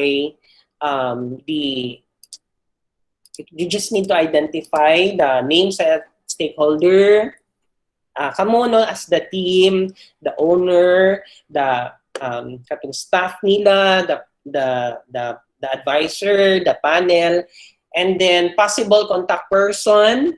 Okay? Kung dili nyo makuha ang ilahang phone number or website address, okay lang, okay? And then ang possible impact niya, okay? Kung sa may kadako niyang impact. Si advisor, dako ba kay siya kuan impact sa inyo ha? Okay? So, kamo na mag-decide kung sa may high ba low, and then influence niya towards the project. And then, what is important to the stakeholder? So, inyo lang i-justify lang diri kung sa man niya, ngano important man siya. Okay? And then, how could the stakeholder contribute? Kung sa may pwede niya ma-contribute. How could the stakeholder block the project? Okay. Siguro si owner, pwede niya possible nga, ay, dili namin mo padayon. He or she will discontinue the commission project. Patay. Pero needed na siya, no, nga mabutang dyan ninyo dira kung saon man how does the stakeholder na pwede niya ma-block ang project. Panel members. Pwede dyan kayo ma-block ang project. strategy for engaging the stakeholder. Kano sa man mo example, si owner, kano sa man mo mag-communicate. Okay? Every month ba? Once a month? And then through online ba? Or through text ba? Or through face-to-face? Ganon. Okay? So, muna siya ang project stakeholder analysis. Then, may taon siya na ko ang project charter. Ana siya diri sa project charter. Yan. The project charter is a document that formally recognizes the existence of a project. So, nako example diri gihatag, dira nabutang ang title kanus sa jud nag-start ang project. Nag-start ang project katong nag-environmental scanning mo. Remember mo atong nagpa-letter mo. That is the start of the project. Okay? And then, kanus sa inyong expected finish of the project. Okay? Until your 4th year. So, it most likely until May 2022. So, kung gusto ninyo mag chill lang pwede ra po June 2023. Pwede, madawat ng gihapon na siya. Okay ba? So, basically, the finish date should be June or May 2022. Okay? So, expected man ta mo graduate na. And then, information sa budget as a gikan, of course, gikan sa inyo of course. And then, kinsa ang manager? Okay, si Daniel Jean Bansig, nga nagag-checka sa kuha. And then, objectives. Unsa ka man, ayaw ko bang Jean. Okay. May gaman sir. And then, project objectives. Na naman may project objectives, di ba? Inyo lang yung sabog kuan dira. Sulat. And then, main project success criteria. Ano sa man yun siya makaingon nga na successful ang inyong project. Duha kabok ang successful ang project. Number 1, i-take note niya, number 1 is na certificate of acceptance from your organization or from the company. Ikaduha is na certificate, na approval sheet from the panel and advisor. Okay, so mana siyang duha ka success criteria. Okay, take note ha. Okay, pwede po niyo ma-mention dira ma'am na human niyo siya within 1.5 year. Okay, pero ano na lang siya, kanang supporting na lang. And then, unsa yung mga approaches para ma-achieve ninyo ito na criteria?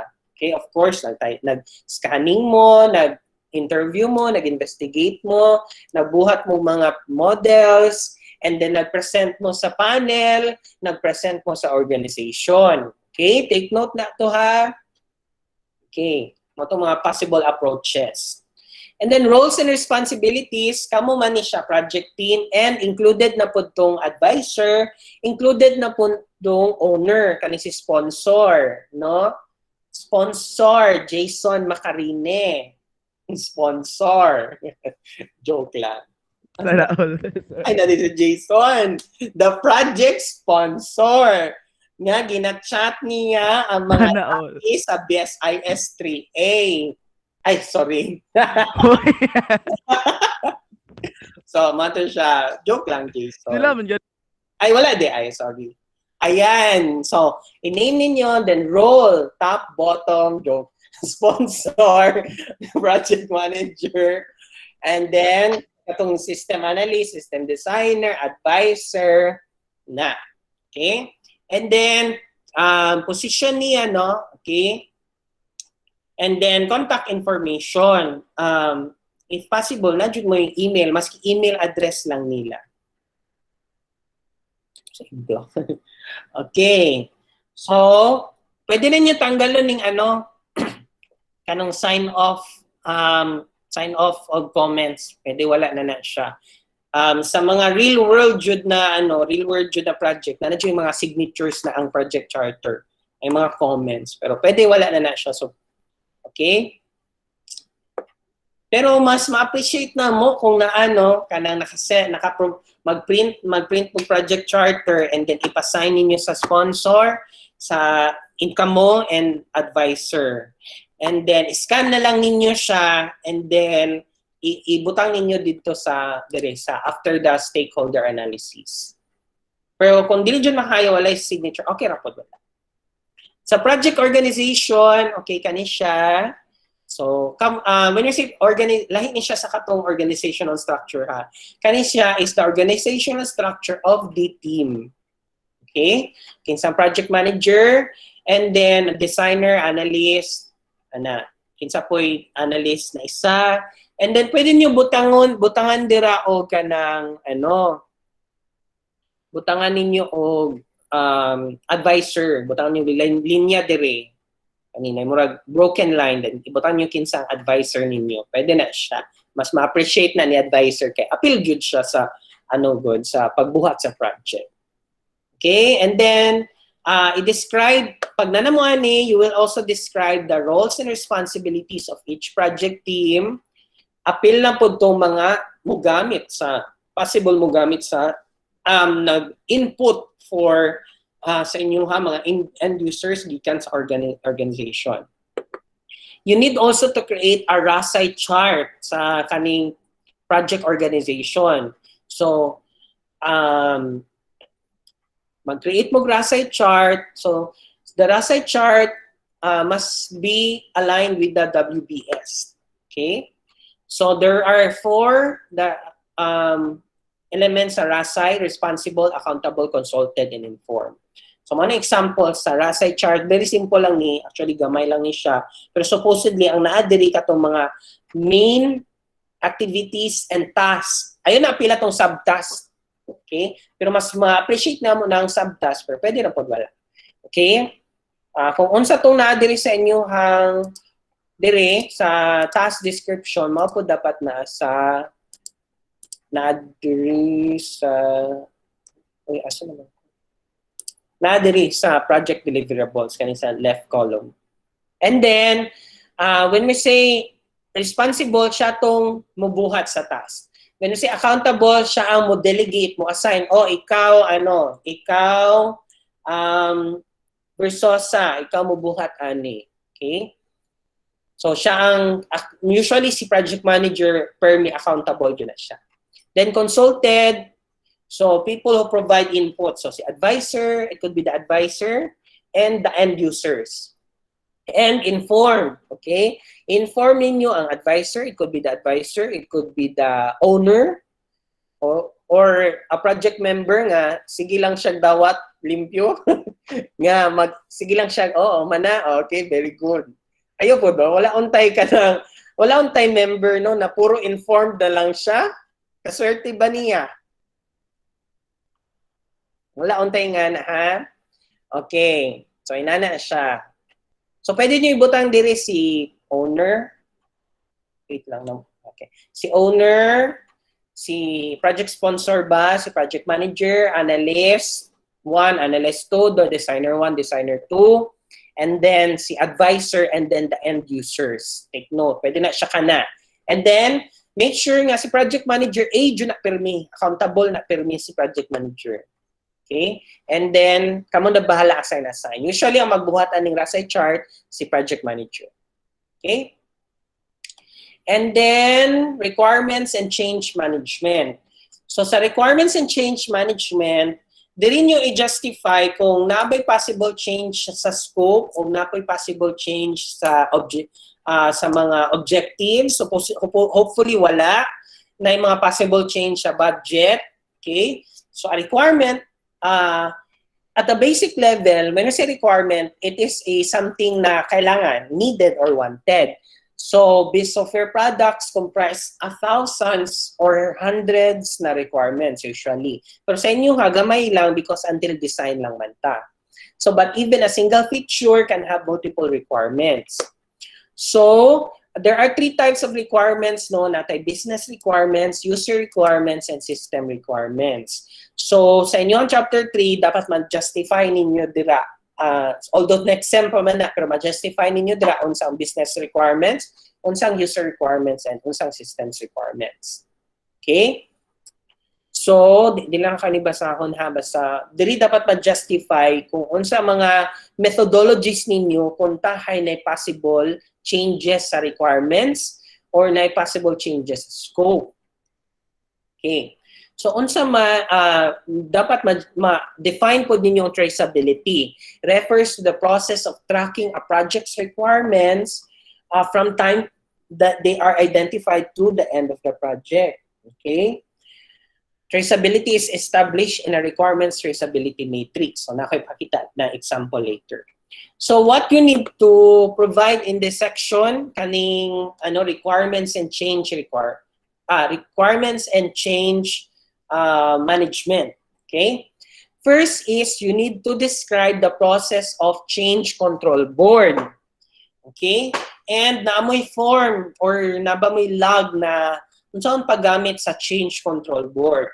So wala na ako naghatawag example dire because I want you to explore as an IS student and member of a capstone project, no, to explore what is a change control board. Basta naamoy ma-define nga process nga change control board. Process lang ha, and the form. Dili kailangan jud katong change control board kay mag-usab-usab man na siya. Process lang, inyo lang i-define o i-describe unsaon man pag monitor o pag-manage a change control board. Next is i-describe ninyo ang requirements traceability matrix. Pwede mo muhatag og sample template sa requirements traceability matrix para this is to monitor and manage the tracing of requirements kung asa na siya, etc. So again, I want you to explore on a template or sample of a requirements traceability matrix. Next is you will describe the process for scope changes and then mo i-provide na form or template if ever na ay changes sa scope. Okay? So kamo mag-explore ana unsa ang process sa pag-change sa scope o unsay gamiton sa na form para ma-change ang scope. Then, lastly is the budget control. Specify ninyo unsay mga activities para makontrol ang budget. Okay? Explain lang niyo, discussion lang na siya. By identifying kung unsa ang to be used for the following process to measure the cost of sakit akong mata, ako nang palungon na lang. Sakit akong mata sa ring light. Measure the cost of work completed, to compare the actual cost, to implement corrective action. Again, you just need to specify the activities. Dili jud tong actual na hitabo ha, kay next pa man na siya, sa chapter 3 pa man na siya. So, i-describe lang ninyo unsa ang possible activities if na ay change sa budget. Okay? Na ako'y guideline din. And then, you will also need to specify when cost reporting will be done in the project. Specify the methods and tools that will be used to track the cost of the project. And then lastly, specify the use of mechanism such as earned value tracking to report the budget and schedule plan, the schedule progress, and the cost of work completed. Okay? So kaninga part diri, kani sila tanan, si requirements and change management, it's more on describing the process and providing templates or forms needed para in kaso na ay changes sa requirements or changes sa scopes mo to ilahang gamiton or i-monitor. So, mana siya ka na naka-bold, mana siya yung i-explore o ibutang diri nga part. Medyo taas-taas ni siya na part. Okay? Next is the communications management. Sa communications management, tira niyo i-define kung unsa inyong process sa pag-communicate. Okay? With your end users, with the stakeholders, with your members, with the project managers. So number 1, inyong unsa i-provide ani na section. Number 1 is to describe the process. Unsa may naka-paragraph siya or naka-diagram ba siya na ba may communication management process sa inyong within the member or within the owner or sponsor or the advisor. So you can provide diagram. You can explore a sample communication management process diagram. You need to define and describe the channels or methods of communication. So i-define ba ninyo, di ba, this sa stakeholder analysis. Kung sa inyo na-define dito, inyo i-further describe diri. Buta na to sa project sponsor, through text or through calls. That's your communication channel. Sa inyong members, mag-face-to-face ba mo, mag-roundtable discussion ba mo, or mag-Zoom ba mo, or mag-virtual conference. So inyo siyang i-describe dira in paragraph 4. And then you will provide a communication matrix to visually represent the communication process. Okay? So ang communication matrix, there are many examples sa internet or sa different books. So you just need to provide kung unsaon pag-communicate ni manager kay sponsor, ni manager kay member. So naka-ano siya, naka-matrix form siya or naka-table form. So you have the freedom how you will represent this. Basta ang needed is the description of the process, basta na diagram, the table for the discussion of the different methods of communication, and the table nga needed for communication matrix. Okay, so that is our project management plan. Any questions on this? Nanalatay doha ka sections, guys.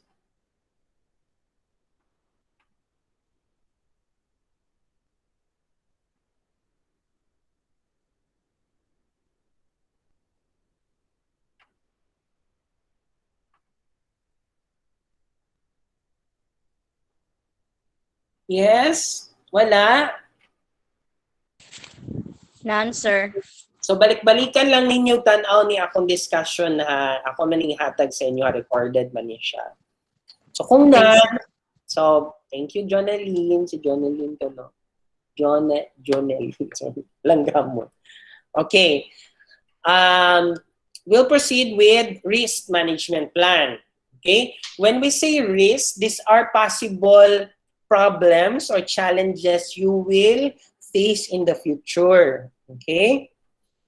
Diba? Example, kanang medyo lagumon mo and then namuti mo kalit. So that's a possible risk. Char lang. Sorry, wala pa ko'y kaon. Wala yung katawa dira. Ano to, sir? Support na bigla. Support lang dira Jason o Daniel.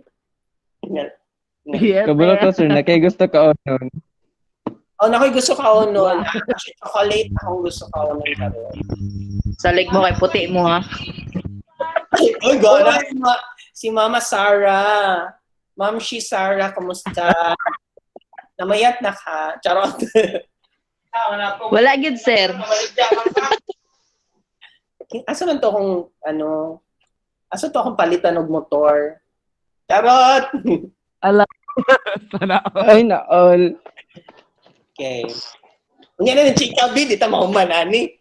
Okay, risk management plan, no? So, risk is the possible problems or challenges later on, no, na in the future, basig mahitabo na siya. So, a risk management plan is a document used by kamo project managers to identify potential risks to the project and estimate the impact and probability of them happening. So natay upat ka possible risk. Technical risk, which is katuning mga risk nga technology based or mga performance based or quality based. Management risk, mo nitong mga risk nga for planning, scheduling, communication, dira mabilong na management. Management risk na siya. Mga organizational risk, mo ni siya itong mga risk nga more on kanang resources, nakulangan mo resources, nakulangan mo kanang budget, so organizational risk na siya. Mga dependencies and logistics. Okay. And then external risk, kani siya mga sa customer, sa organization, mga users, mga contractors, or the entire market itself. no sa inyong proposed IS system. What if nga wala na din there's a possible nga not operating na day ang or na-ban sa banana, kung about banana inyong company, and then nag-close na ilahang company. So that's a possible risk. Okay? So inyo nang i-define diri sa risk and register control document. So ang magbuhat ani si systems analyst o si project manager. So dapat dili lang isa ang risk. So it should be more than one, okay, per objective of the project. Okay? So to get the risk factor, si system analyst siya ang mag-assign of likelihood and severity of the risk. And then to get the risk factor, siya i-multiply lang niya ang likelihood and severity. Na ko yung example sa baba. And may action plan dapat sa tanan risk. So this is the example, hala ni baba lagi ni maayon. Wala ang iya. Siya nawala nga. Saglit lang nga hamog. Na siya nawala na part. Okay. Sige. I-provide lang ako, i-usab lang ako ni siya na siya nawala na part. Anyways, mao ni siya ang sample, risk, register, and control. So, ibutang ninyo diri ang objective ninyo sa project. Na may 5 ka-objective, so 5 ka-objective. And then, okay lang na isa ka-risk per objective. Pero dapat more than one lang siya, kay possible man na yung mga daghan jud na possible risk. Example, sa objectives of the project, ang objectives of the project niya, is design a system that will manage the stocks and inventory process of the organization. So, inyong i-define ang issue, no?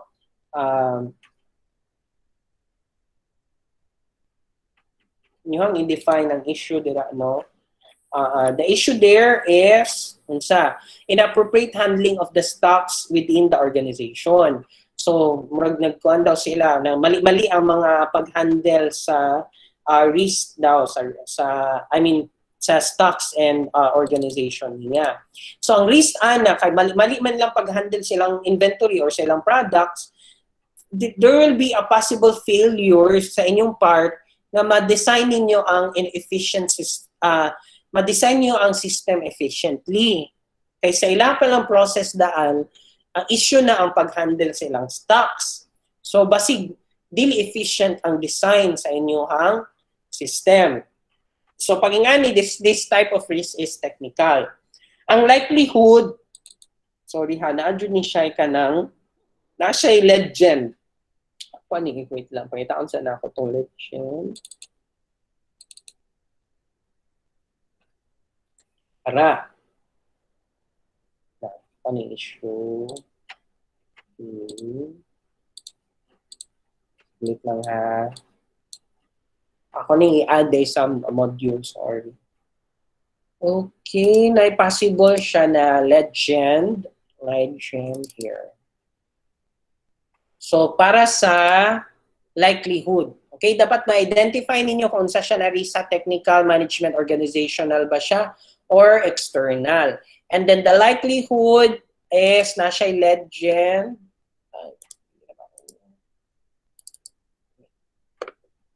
Opening pa, saglit lang. When we say likelihood, it's more on kanang unsang level nga mahitabo jud ni siya. Siya. So na siya levels dara. Ang levels niya is 4 for likely, 3 for possible, 2 for unlikely, 1 for rare. So 4 man siya pinakataas, pasabot mahitabo jud na siya, likely mahitabo jud na siya. Okay? So atong gi-assign diri is 3, moderate lang or nabaliktad day na ako ni. So dapat ang 3 day diri is possible. Nabaliktad na ko ang severity likelihood. So ang 3 diri should be possible, no? Possible lang siya mahitabo. Dili jud siya more likely mahitabo or there's a possibility. So 3 na siya. Severity, when we say severity, unsa siya kalala nga risk kung mahitabo na siya. So na siya legend gihapon, wala siyang legend niya. 4 major, 3 moderate, 2 minor, 1 negligible. Okay, so 4 for major, pasabot very malala, severe, very severe. Moderate, minor, negligible, kaya lang. Okay? So severity, the severity here is 3, moderate siya. Sorry, dili na siya possible, moderate na siya. Okay? So pagkuha sa risk factor, ang pagkuha sa risk factor, i-times lang man mo ang likelihood of severity. Pag times nimo na 3 times 3, ang risk factor aning na risk is 6. So napoy legend ang risk factor. Pag 10 to 16, high risk siya. Pag 6 to 9, medium risk siya. Pag 1 to 5, low risk. So dire 6 man siya pasabot medium risk. So para para maiwasan nato ni siya na risk, dapat na may propose action plan. So kanina action plan, you will benchmark to similar organizations or companies on how to efficiently handle stocks and inventory to appropriately design an information system. Okay? So muna siyang risk, register, and control. Inyo nang i-mention tanan, tanan, objectives ninyo, and inyong i-describe tanan, identify ang mga risk, the type, the likelihood, severity, risk factor, o unsa inyong proposed action plan.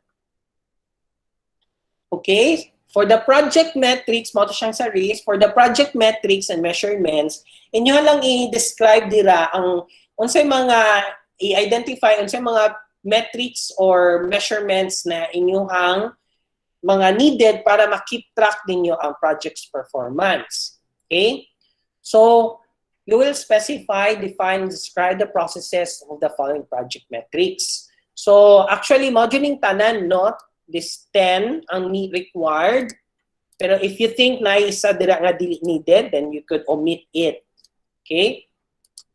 So, earned value, actual cost, cost variance, schedule variance, estimate at completion, budget at completion, variance at completion, schedule performance index, cost performance index, project slippage, o key performance indicator. So, inyo siyang i-describe isa-isa, unsa iyang formula, and unsa ang iyang use or usage sa inyong project. Okay? Para asa siya sa project. Usually kanidyong 10 dapat. Okay? So mato siya unsa inyong need, inyong i-define, inyong ipakita ang formula, and then inyong i-describe iyang gamit sa inyong project, the use of it in your project. Actually, na siya sa Module 2, Lesson 1, napoy uban na wala dito, like the project slippage and key performance indicator. Okay? So, yun ako na isa-isang discuss kaya na naman guna siya sa Module 2, Lesson 1. Although you can go to any other online sources, or sa inyong project management na class. Usually, nasa project management na class na siya. Okay? Again, dili mo actual compute, Jude, no? You just need to define and buhatag formula o describe the use sa project. So, any questions? Nagbalik-balik din siya. Nagbalik-balik din siya. Sorry. Naaday siya, Devi. Okay. Nasa Devi ang risk register control na legend. Ako lang itong usabon sa module. Parang nagbalik-balik din ang discussions. Ayan. Supposedly, kaning project metrics must be, saglit lang.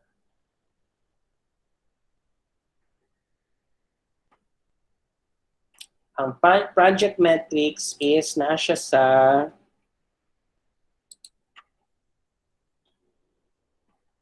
before sa risk management plan.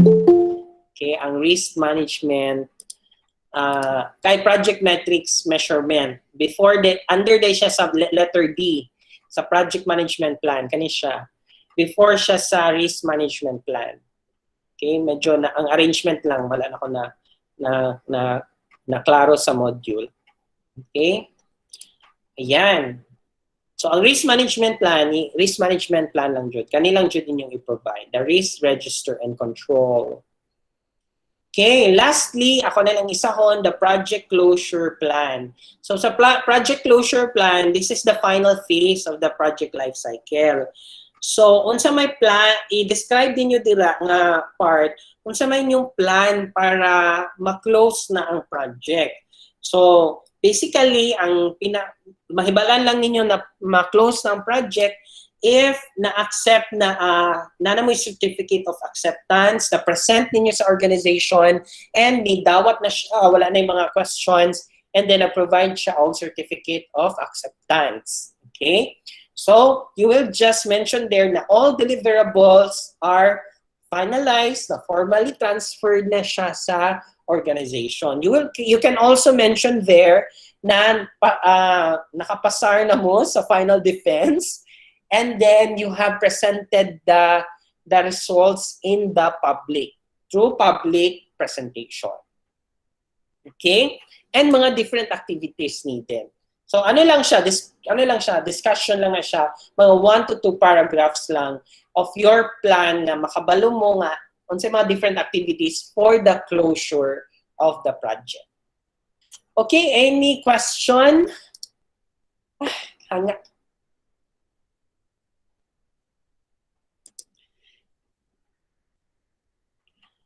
Unsay buhaton, Marvin, Paray? Sorry, wala na ko ni na ano. Any question? Paray? Naki-question, wala na ko natubang.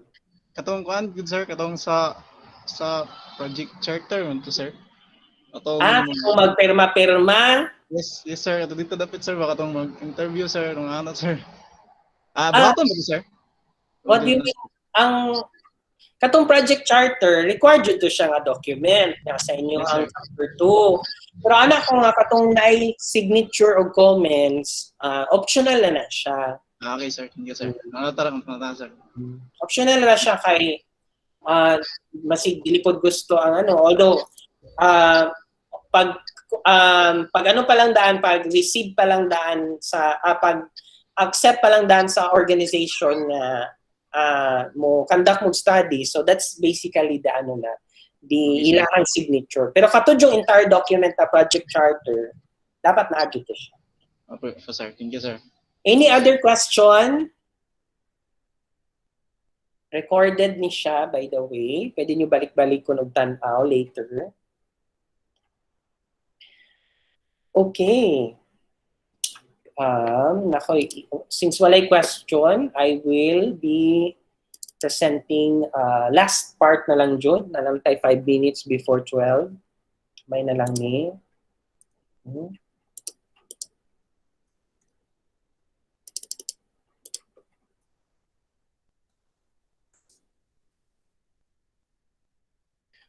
Okay. So since wala na question, no, just chat here, no, or kung naman mo wala nakuha, baliki lang ninyo tanaw ning recorded video. And then, as I mentioned, no, this is a capstone project. Sir Arky and I and the advisors, we are here to guide you.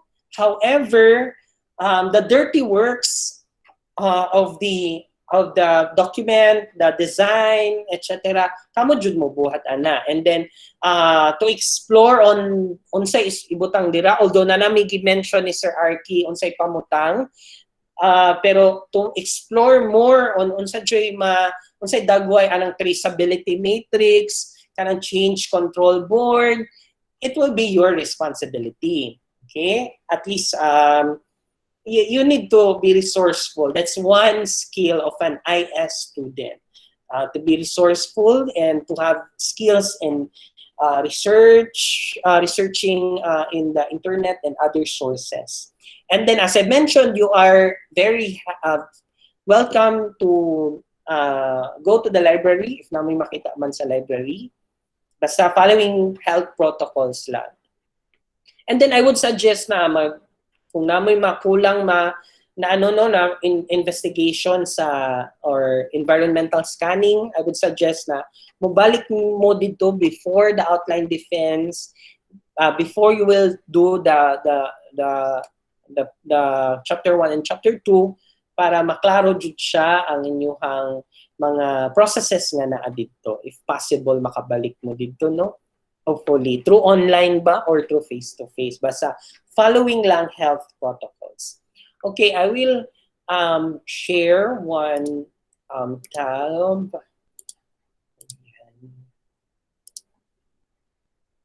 Okay. For the outline defense, ang requirement is the chapter 1 and chapter 2 document, your slide presentation, mga evidences of the environmental scanning, pictures of the interview, etc. We appreciate it if naa. And then 2 hours per group na ha. Mga 2 hours per group kay medyo madugo na jud ni. Sorry for the term ha nga madugo. It's just an exaggeration. 2 hours siya because daghan man gud ang i-discuss.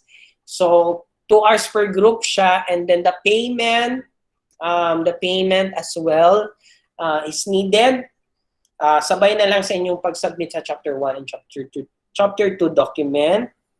And then there will be 2 defense, informal or formal defense. So formal defense, sadly to say, but this is our policy, 75 na ang highest grade sa formal defense. And then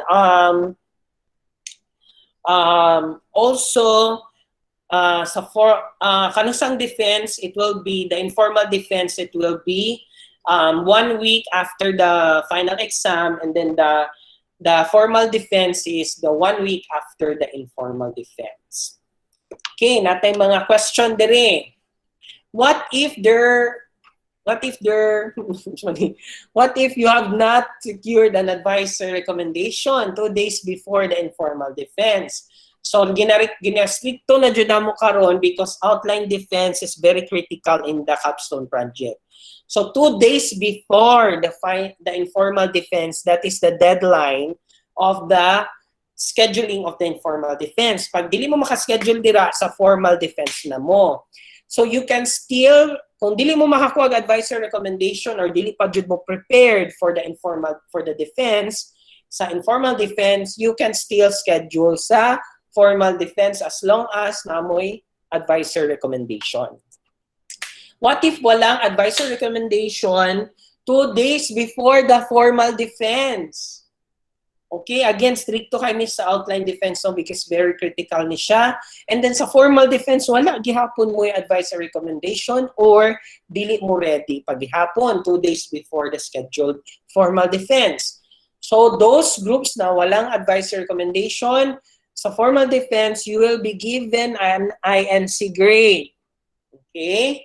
You will only be scheduled for a special formal defense if you have secured an advisor recommendation. Okay? So formal defense siya dating gihapon pero special formal defense pero nanamoy grade diretso, INC na diretso siya. Okay? Schedule na lang na siya once nanamoy advisor recommendation. Okay. So, next is what if na-deferred sa informal defense? When we say deferred, walay grado. Pag human sa defense, sa informal defense, walay grado si panel, you will be recommended to a formal defense. What if na-deferred sa formal defense gihapon? Deferred sa informal defense, deferred pa dyan sa formal defense. Or wala nyo na-submit on time ang mga required revision sa panel. Ay, dili man asi, kung wala kay grado manggod, pasabot, deferred gihapon ka. Okay? So, katong mga groups na deferred sa formal defense, you will be given an INC grade. Okay? So, INC diretso yung grado, you will only be scheduled to a special consultation or special formal defense with the panel. And then, wala na ata. Yan, muna siya. Any other questions? Kanong sang exam, it is scheduled on June 7 to June 7, 10, 8, June 7, 8, 9, 10, 11. June 7 to 11 ang exam. Not sure. And then, most likely, the informal defense will be by Monday dayon, Ana. By June 11, June 12, 13, 14.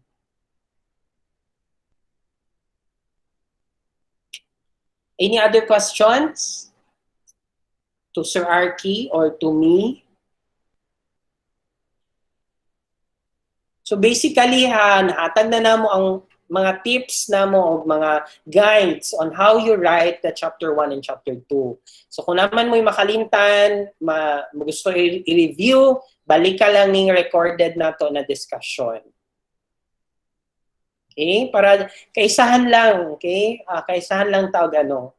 O dili lang pod kayo sa amo lang direction kay that's why we are doing this, no? Kay para dili every time lahi na pod nga group pangutana, lahi na pod ang mangutana, i-review na lang ninyo nina video or kaning atong discussion.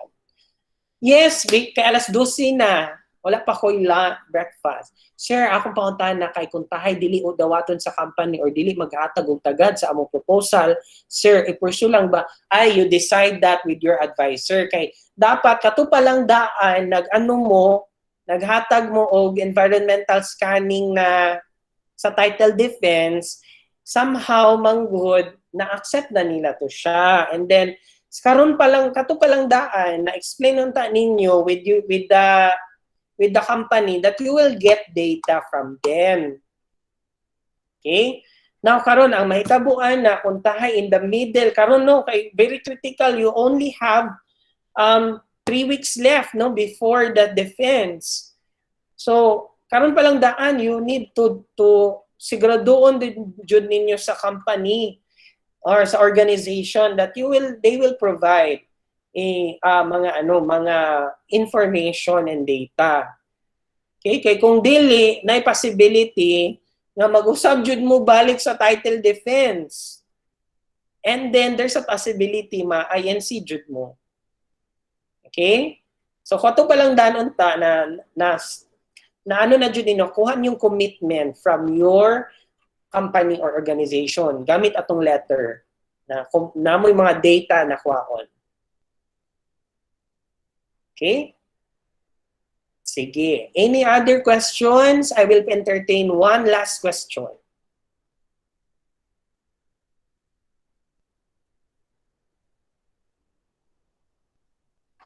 Wala.